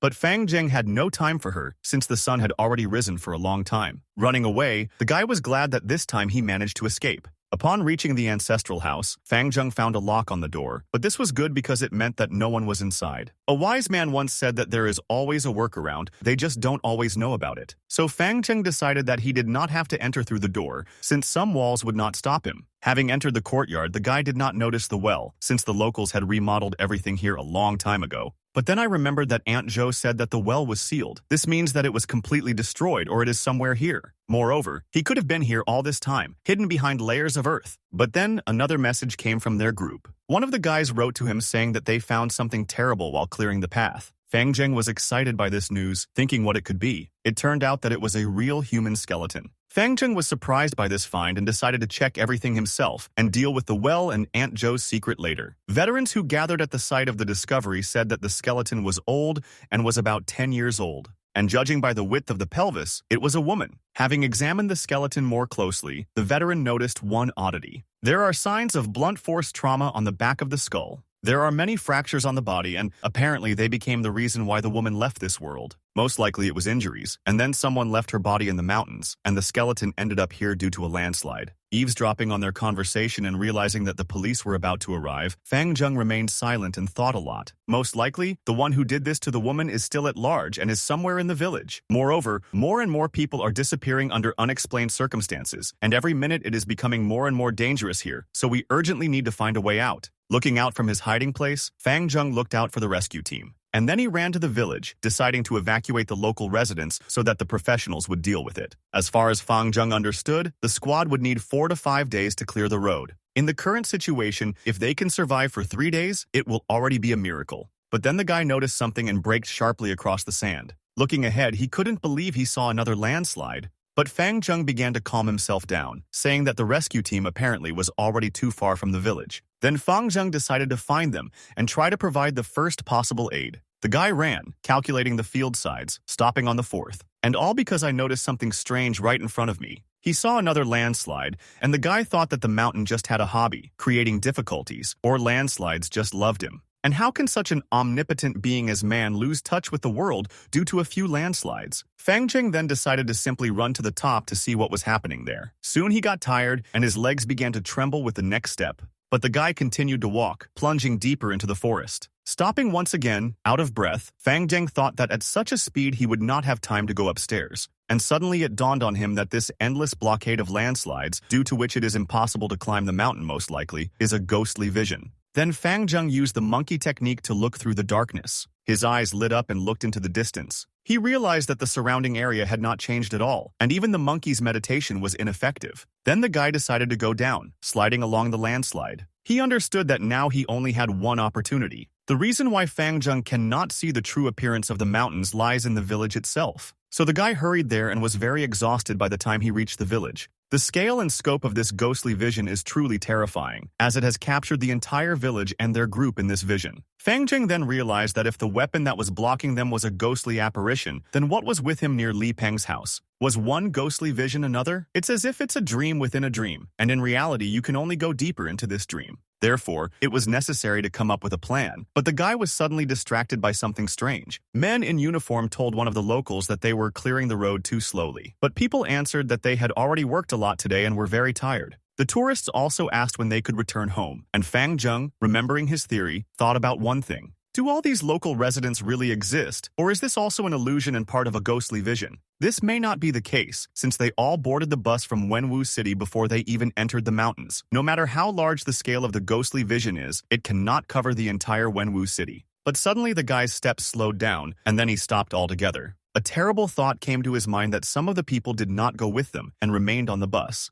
Those new 10 tourists that the headman brought, are they really real people? Soon it was late at night. Fang Zheng was in his room. While meditating, he thought that this supernatural crisis facing them was very important now, so he needed to restore his energy. But then he heard a man's voice. Someone said that the rooster outside had stopped moving, and a woman's voice replied that it was too dangerous to check it now. Then dark energy seemed to pour out of the door. Then the frightened Fang Zheng decided to find out what happened to Aunt Joe and Uncle Lee. He confidently took out his sword and headed into another room. Running outside, he saw an empty yard, realizing that he was late. Someone was moving too fast because the guy ran out almost immediately when he heard the sounds, but there was no one there. Looking up, the guy noticed that the rooster was also missing, and it looked like Widow Ma had disappeared. Suddenly, someone ran past not far and stepped on a twig. Fang Zheng fearfully began to peer into the darkness and asked, "Who is here?" There was only the silhouette of one person, but definitely not Aunt Joe and Uncle Lee, who are clearly not the real criminals. It's better to be safe than sorry. Since the guy can't save them now, there's no point in rushing into the tiger's den. But there was no need to wait for this, since a strong wind filled with dark energy blew behind the guy. Then Fang Zheng slammed his fist on the gate with all his might. Then I wondered if this cold wind was too strong. And suddenly I noticed someone's hand peeking out from behind the gate. And then I heard a woman's voice apologizing and addressing the guy. The ghostly woman, completely wet, said that her pain had stopped. Then she asked if the guy had seen her child. The guy remembered that the village chief said that he couldn't answer her, that he hadn't seen the child, but then he thought that the village chief could also be a vision. Then it will be the same as the urban legend about the girl with the terrible smile, where regardless of the answer, whether she is beautiful or not, she will hurt you. Then the woman opposite Fang Zheng asked again, has he seen her child? And the guy thought that he shouldn't answer her now. Suddenly the girl asked for the third time, but Fang Zheng, deciding to teach her a lesson, still did not answer. And then he dramatically started singing that those who reveal the deepest parts of their hearts are good people, and stuff like that. At the end, Fang Zheng turned to the ghost and asked what kind of person she was, but she was adamant, and asked again about her child.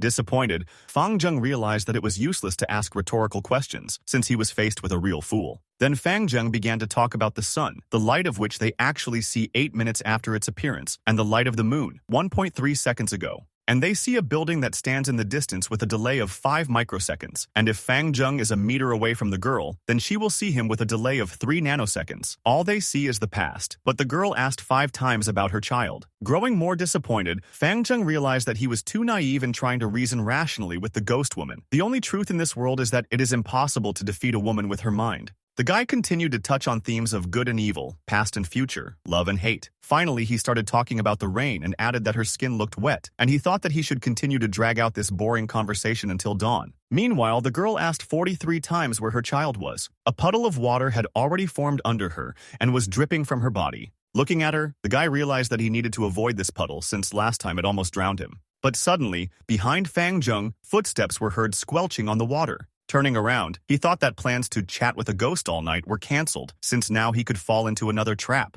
Meanwhile, the ghost girl went to the side and began calling her baby into the forest during the pouring rain. She climbed onto the rocks and began calling for her boy. Fang Zheng followed her, and she led him to his ancestral home. They eventually ended up next to a well that Fang Zheng decided to look into. The woman seemed to have disappeared, but the guy began to understand her. He began to analyze what happened earlier with this woman. At one point, it dawned on him, and goosebumps of realization began to creep across his skin. At that moment, when the girl was standing at the well, someone pushed her from behind. Suddenly, the guy closed his eyes and fell, and when he opened his eyes, he realized that he had been trapped all this time. Turning his head, he saw a ghost flying towards him using black tiger claws. With their help, the woman broke through 24 layers of the membrane, as if she specialized in this matter. Looking at this horror, Fang Zheng thought that today would be his end, and that he would be destroyed. But at the last moment, he turned to the woman and said that his mother had called him home for dinner, so he invited her to play later. The ghost at that moment seemed to freeze in place with a surprised look. Her hands also froze right on the back of the guy's body, which is why there was an awkward silence between them. Then, pushing the ghost away from him with his hand, the guy ordered her to let him go, since he was not some random person. Because of this, the ghost's hands rose a little higher and came into contact with the scripture that Fang Zheng always carried behind him, after which the girl seemed dumbfounded, starting to tremble and then scream. And in the end, the scripture shone with a bright light. It began to absorb the ghost and all the dark energy around him. As a result, the girl fell exhausted to the ground, as if all the juices had been pumped out of her. And then she jumped up and started running away. Fang Zheng thought that she was just embarrassed after what happened. But he didn't want to let the ghost go just like that. She wanted to leave, increasingly moving away from the guy who thought he needed to follow her and find out where she would go. But the ghost could escape, so Fang Zheng decided not to risk it and swung his sword at the girl. She teased him and then ran away. That was her mistake. The guy struck one strong blow, and everything around burst into flames. It soon dissipated, and one could see what had happened. The ghost seemed to have disappeared, but her voice, asking for her son to be returned to her, could still be heard. Did she really manage to hide, instantly tearing apart 23 layers of his immune shield? She is a true professional for a young lady. Fortunately, the scripture can mysteriously suppress ghosts, which helped the guy avoid this attack. It was already dawn, and Fang Zheng ran to the ancestral house to investigate. The ghost did not appear in the second half of the night, but Aunt Jo and Uncle Lee were still missing, which meant something needed to be done. Therefore, he decided to simply dig up an ancient well in the ancestral hall while no one was there. The ancestral hall was just beginning to be illuminated by the rising sun. There was no one at the entrance except Fang Zheng, but the doors were open. This surprised the guy since someone got here before him. Grabbing the scripture, the guy went inside. In the room, he saw 3 veterans leading their group, standing around a tied-up guy lying on the ground. The soldiers asked Fang Zheng what was he doing here, but the guy recognized this villager who was hiding from him near Li Peng's house. Jianping said that they caught this villager sneaking around the streets. Previously, Leader Jiang suspected that the rooster hanging outside Widow Ma's house was deliberately stolen, as were most likely the other roosters. One of the veterans said that he had already notified everyone on the team, told them to avoid meeting the villagers and go to the ancestral hall immediately. Once the team arrives, they can dig up this village well. Fang Zheng asked Leader Jiang in surprise if they had been on duty all night. Aren't they afraid of strange things happening in the village at late hours? Then the guys militantly said that in order to fulfill your dreams, the heart should not be clouded, and you do not need to become a soldier if you are afraid of death. Fang Zheng, looking at this, respected the replicas and the soldiers, who were the only ones who decided to risk their lives to save everyone. There is no such thing as a carefree life. Others simply bear the burden for them. Therefore, Fang Zheng decided to salute and thank the soldiers for this. Soon, people began to appear, asking Officer Jiang what happened. He replied that the reason he called everyone here was for one thing, but they didn't let him tell him, because they began to be indignant that the army men had invaded the Hall of the Ancestors. Then the local residents, running in response to the noise, crowded at the entrance and wanted to attack the strangers. Then the headman came out ahead of the dissatisfied people, armed with batons, and asked why the guys invaded this sacred hall for them. The indignant people behind were very aggressive. The military tried to calm them down, and the tourists said that they really shouldn't have come to the Hall of Ancestors, the place where these people worship, make sacrifices, and take care of their families. So right now, they are desecrating their faith. Then Officer Zhang turned to the village chief and asked him to listen to them, because they did this for a reason. Once upon a time, there was a small mountain village that did not worship the sages of the past, but believed in the mountain god and built a temple for him, inside of which there was a well, which was very old,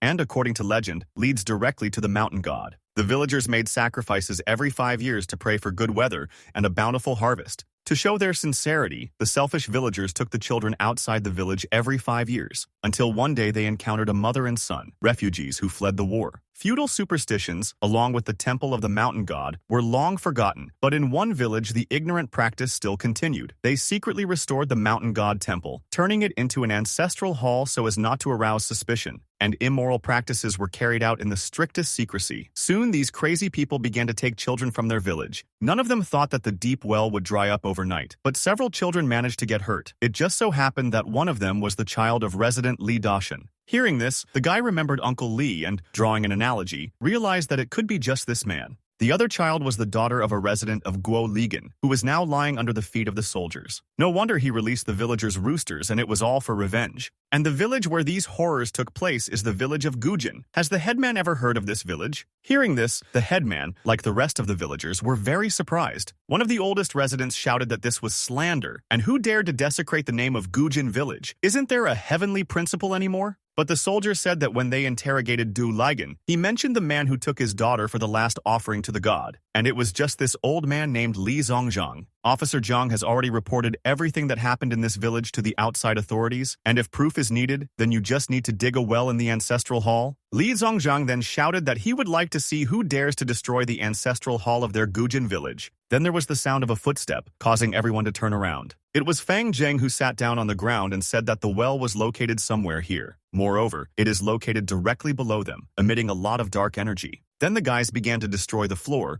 breaking glass and finding secret doors. In this way, they found many wooden coffins. Everyone was surprised, but especially when they saw yesterday's date on their phones, as if they had stopped in time. Fang Xing noticed that the group chat they had created with the tourists had also disappeared. And in the center of the square there was a well-emitting ghostly energy. Fang Zheng thought it best not to think that this could be a vision of a ghost, or that it was a dream within a dream. Could this be a triple dream? Then a voice came from the well calling Ah Zheng. And then, in addition to the dark energy, long black hair began to fly out of the well. While people looked at what was happening with surprised eyes, Fang Zheng headed away from this place. Someone shouted that there was no point in standing here, as if someone wanted to take a photo here as a souvenir, but needed to run away from here. People panicked and began to run away from the well with hair. Officer Zhang directed everyone to the exit to escape the village. But not everyone had time to escape, as dark hair began to envelop them. They seemed to be endless, and there were more and more of them. The hair was already able to leave the Hall of Ancestors and seemed to absorb everything that surrounded it.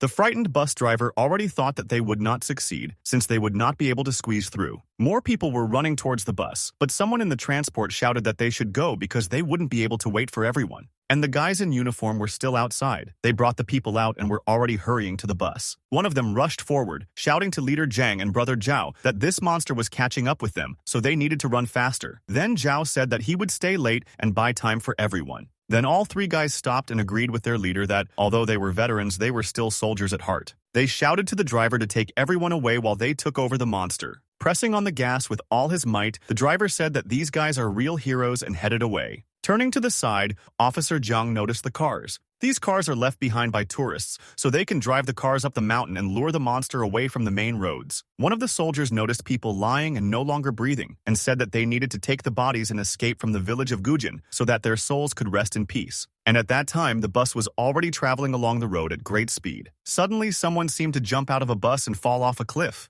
This person would no longer be alive if it were not for Fang Zheng, who had to finish the matter without involving outsiders. The guy continued to go down the stones approaching the village, but he understood that everything they pulled out of the car after entering the village was an illusion created by a ghostly vision. Therefore, the pills to improve and replenish the condition remained on the bus, and now he could use them. Heading towards the veterans, Fang Zheng hoped that Zhang Jianming and the others should remain alive. The guy was rushing at great speed, wanting to get to his goal as quickly as possible. And at that time, the veterans were driving away in cars away from the dark hare. One of the cars ended up swerving sideways as it tried to get away from the hare. It was in this car that the bodies were found by the soldiers at the well. But the officer thought that in this way, he would distract the monster from Brother Zhang. He began to provoke the monsters and shout for them to chase him. In the end, the car seemed to stumble over a fence. Because of this, she overturned and flew down the cliff. And then it hit the ground, causing an explosion. People from the bus were screaming for someone to help them, because this car is already covered in hair from all sides. But the hare could not detect the officer because it was confused by the smells of the bodies lying in the back seat, saving the guy. Officer Zhang addressed all his friends, saying that all his comrades were good people worthy of the title of soldier. He decided to distract the monster himself and began to tease him, calling him names. But then a figure appeared in front of him.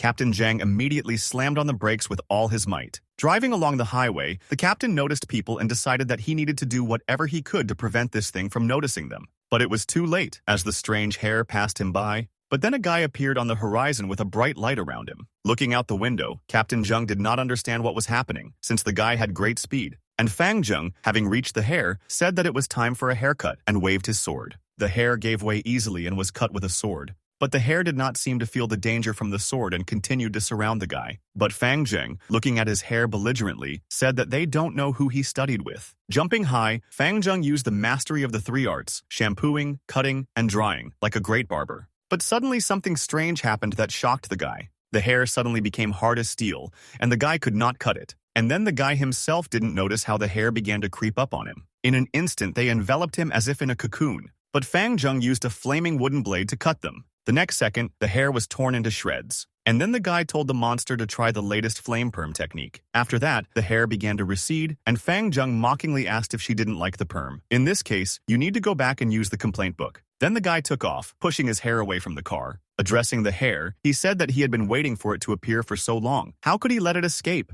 It turns out that this ghost is much weaker than he thought. Did he really weaken when he touched Fang Zheng's butt and got hit by the scripture? Captain Zhang looked after Fang Zheng in surprise and thought, what kind of person is this? But he didn't think long and stepped on the gas. Now was not the time to think about it. We had to save our comrades. Zhao Tai and Chen Jian should have been fine and waited for him. At this time, Fang Zheng had already returned to the village, pushing his hair back. Usually ghosts always have a backup plan, but why doesn't this one look for an escape route, but lures you back to its own lair? But then the realization dawned on the guy, and he understood everything. This ghost is trying to destroy him right here, but he won't succeed. The woman's skeleton, along with the grudge, is at the bottom of the well, so the main body should not have left it. But then hair appeared in the neighboring houses. They snuck in quietly to approach the guy from behind. But the more suspicious the ghost behaved, the more confident Fang Zheng felt. It seems that the writing about human skin took a toll on him last time, so a 100-year-old ghost like this has to attack from behind. But the guy used technology, namely, the golden immunity of the Arhat, illuminating the entire area around the ancestral home with light. At that same second, the ground under the guy's feet began to crack. Fang Zheng slashed at it with his sword, cutting it completely. And then he used the mystical flame of the sun and directed the power into the opened well. Now, when he burns the skeleton, the ghost will stop being offended.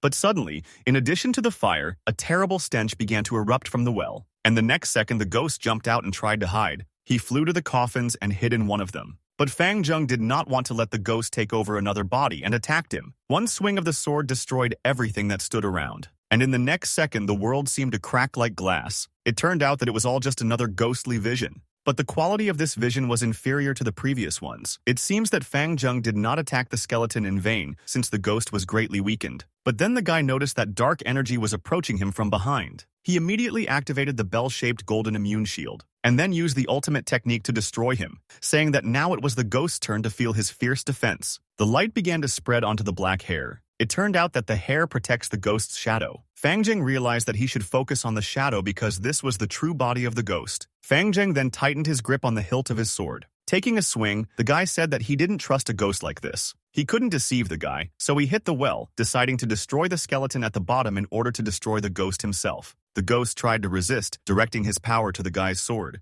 But Fang Zheng cut off his path, saying that they had no future together. This ghost is too persistent. Why is he bothering if Fang Zheng said that he intends to destroy the skeleton? A good woman should not interfere with a man's determination. But then the ghost seemed to turn into many snakes. They emanated from the well, emitting the last light, and Fang Zheng received lime green key. Having opened the scripture, the guy saw a rune glowing green. Why is it so fascinating, and why does it glow so much? Obviously not to make the guy's life brighter. Perhaps the greenish light may look like this because the spirit was more elite. But now is not the time to think about it. We urgently need to destroy all traces of the fight so that he is not identified, and then test your new abilities. Fang Zheng then climbed a tree and started asking for help to be rescued. Then people began to gather, noticing the guy, and began to call for help. When Fang Zheng was helped, he noticed that there was a special energy flowing in the bodies of his rescuers. Looks like they're from the Bureau of Supernatural Investigations. 20 minutes passed after the bus contacted the outside world and called these people. They are really working quickly and have already helped collect the wounded. Fang Zheng was especially happy for the 3 veterans who managed to survive.